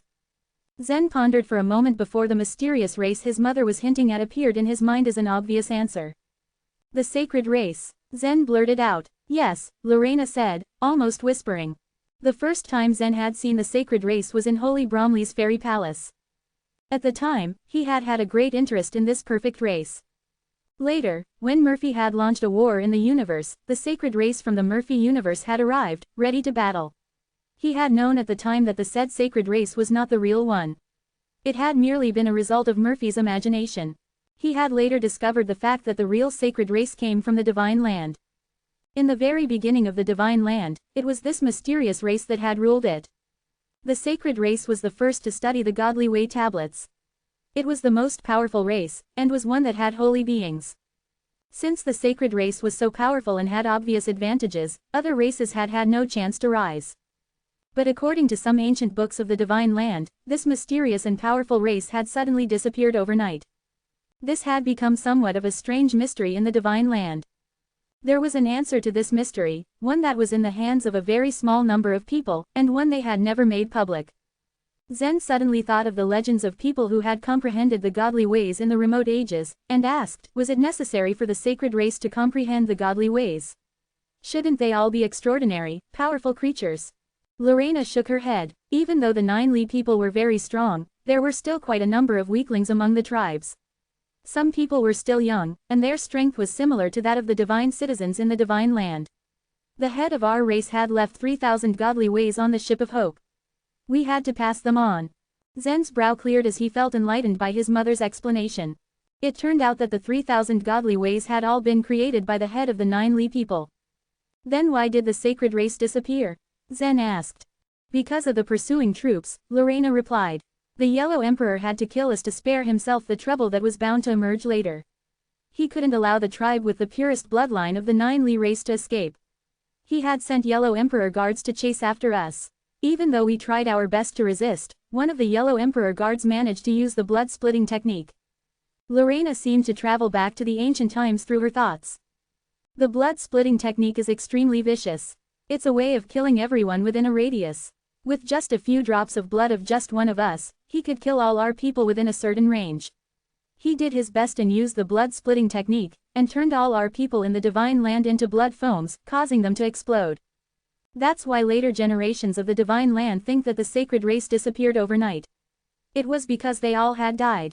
Lorena looked sad. Zen's question had drawn her into a painful memory. Chapter 2077, The Past. The war that had taken place that year had been brutal. But what hurt Lorena the most was watching the members of her race turn into blood before her very eyes. And all this was because they shared the same bloodline. At the time, she had shouted at the Yellow Emperor guard who had unleashed the blood-splitting technique with all her strength and screamed questions at him, asking him why so many innocent 9 Li people had been involved. The guard had given her a very realistic answer. You're guilty if you have Chiyu's bloodline. She had been ignorant at the time, but she later realized that one was guilty if they were weak. Not if they had Chiyu's bloodline. In that war, almost all 9 Li people were killed. The 9 Li guard, who had guarded this ship, had also paid a heavy price. Only thanks to Harper's protection had Lorena been saved. The Yellow Emperor guards, who had chased after the 9 Li race, had had an absolute advantage in strength. But the remaining 9 Li people relied on the divine land and blocked the pursuit of the Yellow Emperor guards. She then came to know Mike, who had been very young at the time. Mike was not from the source world, but a divine citizen born in the divine land. She had never seen such a confident man, nor had she seen such talent. Maybe because she had seen countless people of her race turned into blood, she had a natural adoration of the strong. It was also at that time that she fell in love with Mike.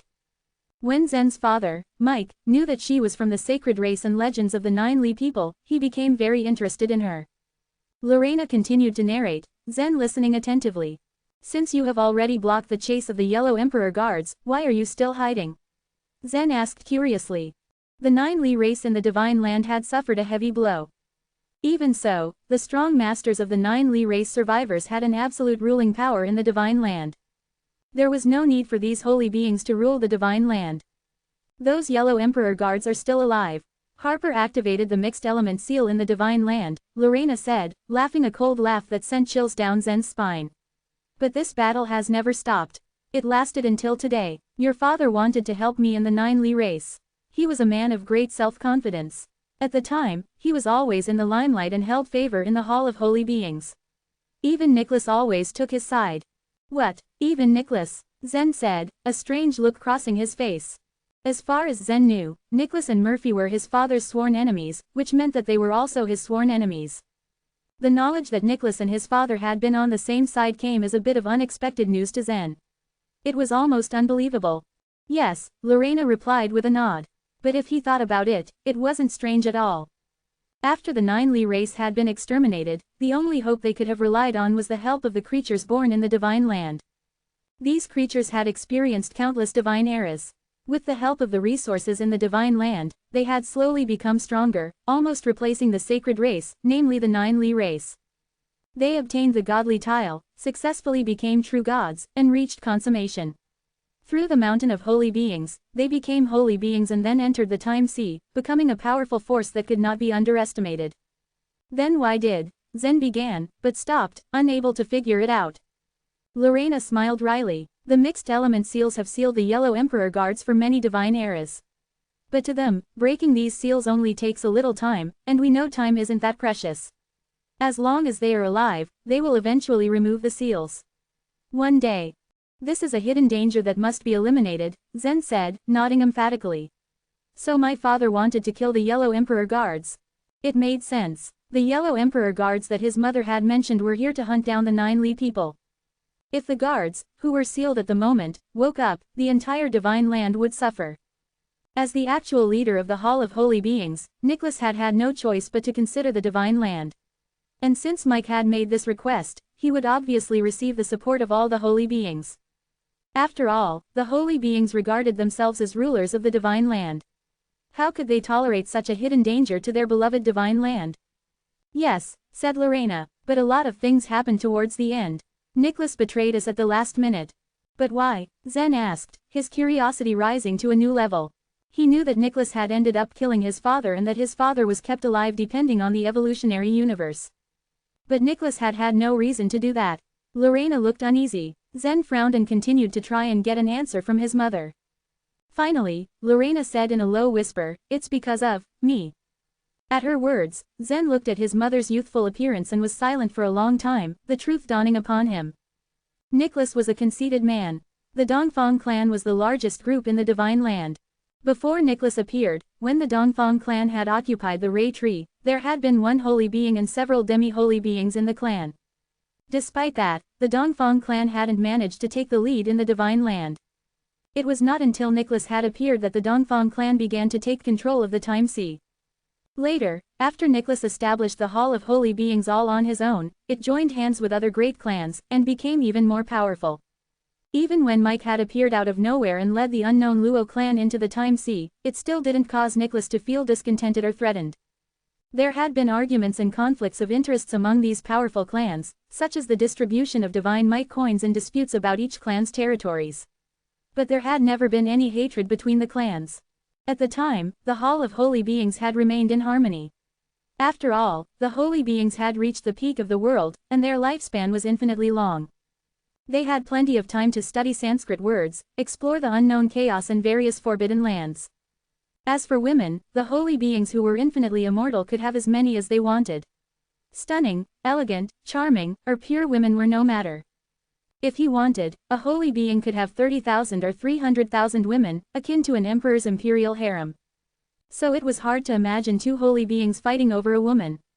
Nicholas had been attracted to Lorena the moment she had appeared. Especially because Lorena was unique in the divine land. Zen had never thought that his mother had been the cause of the dispute between his father and Nicholas. At the time, Nicholas hadn't spoken his mind. He had just watched coldly as Lorena and Mike became a couple. They had been about to join hands to destroy the sealed Yellow Emperor guards when Nicholas turned on Mike and attacked him. Not only had he hurt Mike, he even opened one of the seals and released a Yellow Emperor guard. Because of this, Lorena had gotten hurt and lost her physical body. And now, she could only use the spiritual darkness to replace her body. So basically, Nicholas betrayed you and then sided with the Yellow Emperor guards, right? Zen confirmed, his eyebrows knitting. But mother, you said that the goal of the Yellow Emperor guards was to kill all the 9 people and destroy the divine land. Was this a disadvantage to Nicholas as well? What if the Yellow Emperor guards gave him great benefits? He could have climbed to higher levels after sacrificing the divine land. Gone to the source world even. He has been mad, Lorena said lightly. But there was one more important thing that she was not telling her son. Once the divine land crashed, she would not be able to hide underground. And then, Nicholas could find her without difficulty. Chapter 2078, Resolution. As Lorena spoke about the grudges from the last generation, all sorts of feelings welled up in Zen's mind. If only the holy beings could work together and kill the Yellow Emperor guards, then perhaps everything would be just fine. No one could have expected Lorena to make an already bad situation worse, though. It was no wonder people always attributed the fall of a country to Helen of Troy. That said, it wasn't Lorena's fault. After all, Nicholas's ambition wasn't only to target Lorena. What was more, he had no desire of being trapped in the Divine Land. Where is the Yellow Emperor guard released by Nicholas? Zen asked again, more adamantly this time. Either a 9 Li guard or a Yellow Emperor guard should be another Shore Realm warrior, and more so, they had to be of Harper's rank. It just didn't make sense that such a powerful warrior had never appeared in the Divine Land before. With Nicholas's personality and such a powerful support, he might have already destroyed the Sword Clan and the Moon Clan, and unified the Divine Land. How could he even tolerate the existence of these independent wealthy clans? He's hiding in the dark, said Lorena, her eyes revealing a sudden, deep light. I hid in the depths of the ground to avoid being chased by the Yellow Emperor guard. That time, he also sneaked into the ground to hunt me down. However, I beat him back instead. Mother, is your strength really equivalent to that of the Yellow Emperor guard? A strange expression could now be seen on Zen's face. The strength that Lorena displayed was extremely powerful. So much so, that it could kill a fiend like Edmund, that wasn't to be denied. That said, however, there should still be a considerable gap in strength between her and the Yellow Emperor guard. I defeated him with the help of the spiritual darknesses and the malicious monsters around me. Moreover, among all the Yellow Emperor guards, a few of them were very powerful, but certain others were considerably weak. The guard released by Nicholas was the weakest one among them, actually, she explained. So, that's how it is, huh? Zen finally understood what was going on. The monsters hiding in the stones under the ground were indeed very powerful, enough to protect his mother. The Yellow Emperor guard might have no way of dealing with you, but he can kill other holy beings aside from Nicholas. Wouldn't it be better to only leave the Dongfang clan behind? After all, Nicholas is his ally. Or he could have completely controlled the forbidden areas with his own ability, Zen said. Although our 9 Li race was destroyed, not everyone is dead. We still have a chance of fighting against them, she said. Besides, your father told me before he left that he had arranged everything. He even asked me to wait for him until he came back. At the mention of Mike, a gleam of light flashed in her eyes. Zen saw it right away. As he looked at his mother's expression, Zen sighed silently to himself and his heart sank a little. Although his mother was dissatisfied with his father's arrangement, she still trusted him. But it wasn't until today when I saw you that I realized your father's real ambition wasn't just to solve the crisis in the Divine Land, she said. Finally, the conversation was coming full circle and making its way back to Zen. I don't understand. Zen blinked a few times, his expression blank. She smiled and said, when I was born, the 9 Li race had already fallen into depression. However, it was still one of the most powerful races in the source world. Not many people, of all the tens of thousands of civilians, were capable of creating the Sanskrit land before reaching the other shore realm. Even if there were, they could only create the 10 Sanskrit land or 100 Sanskrit land. In fact, only a mere 10 people could create 1,000 Sanskrit land. Only 10 people in all. Zen wasn't exactly sure what that meant. His mother smiled. Yes, the top warrior among these 10 people is Chiyu, the leader of our 9 Li race. As for the other 9, they are the heads of the 9 tribes of our 9 Li race. Zen's eyebrows shot upwards as he heard this. Chiyu was the man who had passed the beginning swordsmanship to Rocher, and was also the phantom that Zen had seen in the Divine Time Temple. He was the supreme master who created the Divine Land as well as the one who built this giant ship. I even think your father himself didn't actually expect you to create the 1,000 Sanskrit land. Even with Bromley's primal chaos technique, no matter how talented you were, you could only create a small divine land. However, creating 1,000 Sanskrit land was utterly impossible, she said. The primal chaos technique had its merits, of course. Its user cultivated the chaotic energy, and even the user's inner world was in total chaos. The Sanskrit words in Zen's inner world couldn't have come out of nowhere, either. Back in the universe, Zen had invited Mike's energy soul into his inner world. When Mike observed the 1,080 Sanskrit words, he was greatly shocked, too. He couldn't figure out where the Sanskrit words had even come from. Think about it. Your grandfather's blood hasn't completely shown on me. It should be completely inherited by you, said she, now staring at Zen. My grandfather. Zen was stunned once more. Who's my grandfather? I've never heard of him before. She smiled. What a silly boy. I am Chiyu's daughter, and you are my son. Now tell me, who is your grandpa? Zen heard, but he looked as though he was deaf. He was completely lost for words. He had never imagined that his life story would be so complicated. Every time he thought that he had discovered the truth and figured everything out, he was surprised out of his mind time and time again when new information was revealed. While in the universe, he randomly discovered that his father had actually created that place. And after he'd arrived at the Divine Land, he found out that it was in fact built by his grandfather. All this, everything he was learning, was all unbelievable. Zen kept silent for a long time. Before he could utter a single word, she walked up to him quickly and held his face in her hands. Although my father told me that the hopes of the Nine Li race were in this ship before we fled from the Source World, I knew very well that we didn't have any way out without the support of the Source World. And that's what I've always thought before meeting you, Zen. Now, the only hope that could support my life is to see your father again. Also, I finally understand what my father meant. He was right, I did see hope. And that hope was you, Zen.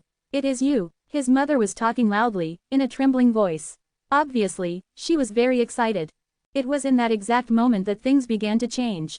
Zen's mood also took a subtle turn. A blazing flame suddenly ignited in his heart, burning all the pressure out. For this woman, for his mother, he was more willing than ever to move forward. Staring at her with his firm eyes, Zen replied, "Mother, trust me, I won't let you down." She nodded confidently, with a serene smile plastered on her face. It was then that a voice rang out expectantly. "Mother, I won't let you down either." Yan had come to herself, out of nowhere. "Yan, were you eavesdropping this entire time?" Zen pursed his lips helplessly as he waited an answer. Their mother smiled. "I knew she'd woken up." Yan made a silly face and turned around in order to hold her mother in her arms tightly. The two of them didn't look like mother and daughter at all. They looked so much alike, in fact, that they could be mistaken for twins, only with opposite temperaments. Chapter 2079, The Sun-Resisting Umbrella. Compared to Zen's complex thoughts, Yan was much simpler. Unlike the awkwardness between Zen and Lorena, Yan and Lorena were much more familiar with each other. In fact, Zen still had some doubts about Yan. He and Yan were siblings, and yet their blood powers were different. That made Zen confused. Based on the uniquely shaped and powerful shadow that Yan had released, it seemed like his mother also possessed that. This was very likely because of Yan's blood power. Zen didn't press further. He knew enough. The three reached the foot of the cyan stone tablet. Right behind the stone tablet was Enoch, who was hiding there. He hurriedly scurried away from Lorena with terror written on his face. Lorena walked to the cyan stone tablet and gently stroked it for a moment. Buzz. The Sanskrit words carved on the cyan stone tablet faintly began to flicker with color. Rumble. The stone tablet began to violently tremble. "Because my father didn't come here, there isn't actually a controller in the Divine Land," Lorena said. "Chiyu created this world and made it a ship that would go far in the chaos. He didn't come with the ship himself because he stayed in the Source World to lead the clansmen's fight against their enemies. Even though it was called a ship, it wasn't an accurate description. After all, the Divine Land was a big world. In order to give the Nine Li people better opportunities to cultivate, Chiyu mustered all his cultivation into the Divine Land. Because there weren't enough warriors to manage the Divine Land, he left several blank slates. The slates were all blank in the beginning. Using Divine Might coins, the Nine Li people could write rules on the slates. In fact, it was exercising one's right of control. The entire Divine Land would have been controlled by the Nine Li race, who began calling themselves the Sacred Race, if it weren't for the Yellow Emperor Guards. There would be no divine citizens or wealthy clans. All holy beings would be of the Nine Li race. But Father gave Harper the authority to control this ship as he's the most loyal warrior to my father, Lorena added. So Harper's the captain of the ship? Yes, Lorena nodded. Is Master Harper still alive? Zen asked. It was suspicious that a dead warrior at the other shore realm could give out such a powerful truth of godly way, and so Zen couldn't stop himself from asking. Yes, he is. Doubt colored Zen's voice. Since Master Harper is still alive, why doesn't he save the Divine Land? You just said that he's the most loyal person to your father. It is impossible for him to just watch when the Divine Land is about to be destroyed, isn't it? He's not dead, but he can't control the direction of the ship right now. Someone needs to take the responsibility from him, Lorena explained tiredly. It was the first thing Harold should do, obtaining the inheritance of the debate venue. If the divine land kept falling, everyone would go with it. The first step for them was to change the direction of the ship. Of course, Harper was aware of that. Using just about all his life, Harper created the debate venue to pick out someone to take over his responsibility. So many divine eras passed that Harper began losing hope when no suitable candidates appeared. He was pessimistic as Lorena. Any more struggle was meaningless in Harper's eyes since the 9-Li race was finished. If Lorena wasn't Zen's incarnation of fear, the debate would have been futile again. Crack. Because of the constant vibration of the cyan stone tablet, a crack appeared in the middle. With a slender finger, Lorena gently touched the crack on the cyan stone tablet. Bang! The stone tablet, which was 1,000 feet high, immediately split apart and fell to the sides. An oiled paper umbrella appeared in the center of the stone tablet. The sun-resisting umbrella is the inheritance of the debate venue, was what Zen's mother said. The moment the sun-resisting umbrella appeared, Reinhard, the soybean-eyed guy, and the others, were all focused on the umbrella. They didn't expect that the most important thing in the debate venue was hidden inside the tablet. This is what our sword clan wanted to get for years. It's right in the middle of the stone tablet. If I knew, I would have just destroyed the stone tablet. You can't open the stone tablet by yourselves. Zen, go get the umbrella, Lorena said flatly. Yes, Zen nodded. The umbrella floated about 300 feet in the air. Even if Zen couldn't fly, he just jumped up and reached out his hand. He grabbed the umbrella in his hand and dragged it down easily. How could one change the direction of the divine land with this umbrella? A strange expression appeared on Zen's face. There seemed to be nothing special about the umbrella. It's not what you think, said Lorena with a smile. Unfurl it. At his mother's suggestion, Zen unfurled the sun-resisting umbrella. Yes, the moment the sun-resisting umbrella was unfurled, a golden light shield appeared around Zen's body. The light shield was like an enchanted barrier, but Zen didn't know how strong it was. The enchanted barrier of the sun-resisting umbrella can protect you from being burned by the fire of the sun, Lorena explained. This light shield can resist the fire of the sun. Zen was shocked. There was a great sun hanging in the divine land. The sun rose from the ray tree in the east and disappeared to the edge of the sunrise tree region in the west. No matter how many divine eras had passed, there had never been an exception.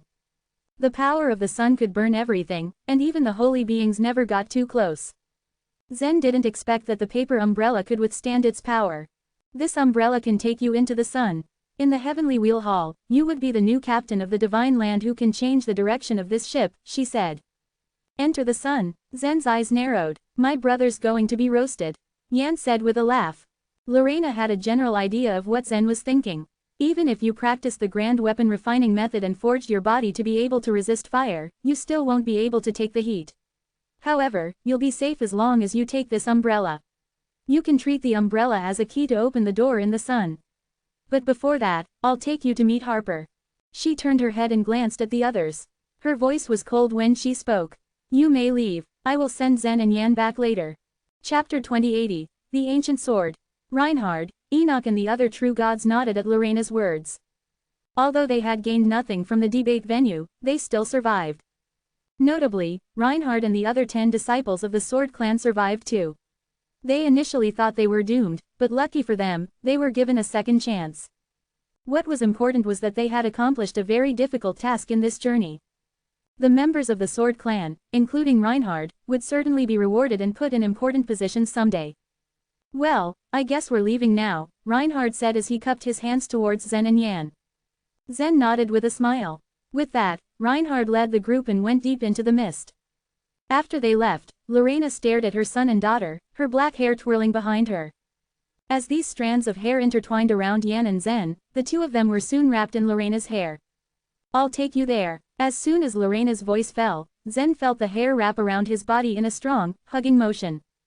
And just like that, he was lifted from the ground and dragged into the air in a forward motion. He noticed that Lorena's beautiful hair emitted a delicate fragrance. The scent was quite strange to Zen, but he felt a sense of intimacy, which calmed him down nonetheless. Maybe this was just the manifestation of their connection in the bloodline. In the Heavenly Sword Divine City, Harold, Gibson and Marshall looked very pleased to see Lorena carry Zen and Yan away. The area within the eye of perception was limited. After Lorena, Zen and Yan left, they couldn't track them down anymore. I didn't expect that the umbrella was inside the debate venue, not on the other side of the iron bridge. We were misled. Marsh let out a laugh. Gibson nodded in response, saying, now that Zen has got the sun-resisting umbrella, shall we move on to our next step, Harold? When they explored the debate venue, their goal was to reach the very end of it. They wanted to cross the iron bridge, but they were never able to succeed. With a brief, Harold added, why don't we wait until Zen comes out? Although the three of them didn't even participate in the debate, they found themselves more nervous than those who actually competed in it. Out of all of them, Harold was the most anxious. When he saw the fiend, Edmund, his mood fell to the bottom. He still couldn't figure out any possibility of breaking up the current situation. However, there seemed to be an impossible turning point. The sudden appearance of Lorena saved Zen and Yan. Even if he was as composed as ever, Harold couldn't help but let out a scream. It was a miracle. At this point, it seemed that Lorena wanted to benefit from the warrior at the other shore realm. Lorena kept flying in the thick mist for 5 minutes. Through the thick hair, Zen could see the huge chains hanging before him. It seemed to be parts of a huge iron bridge. Without any hesitation, Lorena crossed the iron bridge and entered a gloomy-looking cave.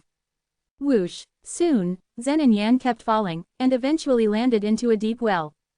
A skeleton. Yan saw a skeleton sitting in the middle of the well, her eyebrows and upper lip quivering in nervousness. She couldn't help but grab Zen's hand. Don't be afraid, comforted Lorena. An odd, hollow laughter came from the skeleton's mouth, and a pair of empty eyes emitted a faint yellow light. He said in a very subtle voice, little girl, I was like this countless years ago. What I lack is only blood, flesh and skin. There is no difference between us. Seeing this scene, Yan grew even more afraid as she tightly grabbed Zen's hand.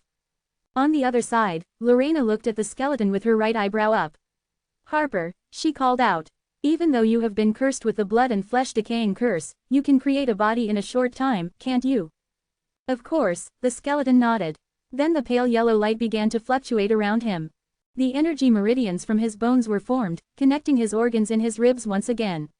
Skin began to appear all throughout his body.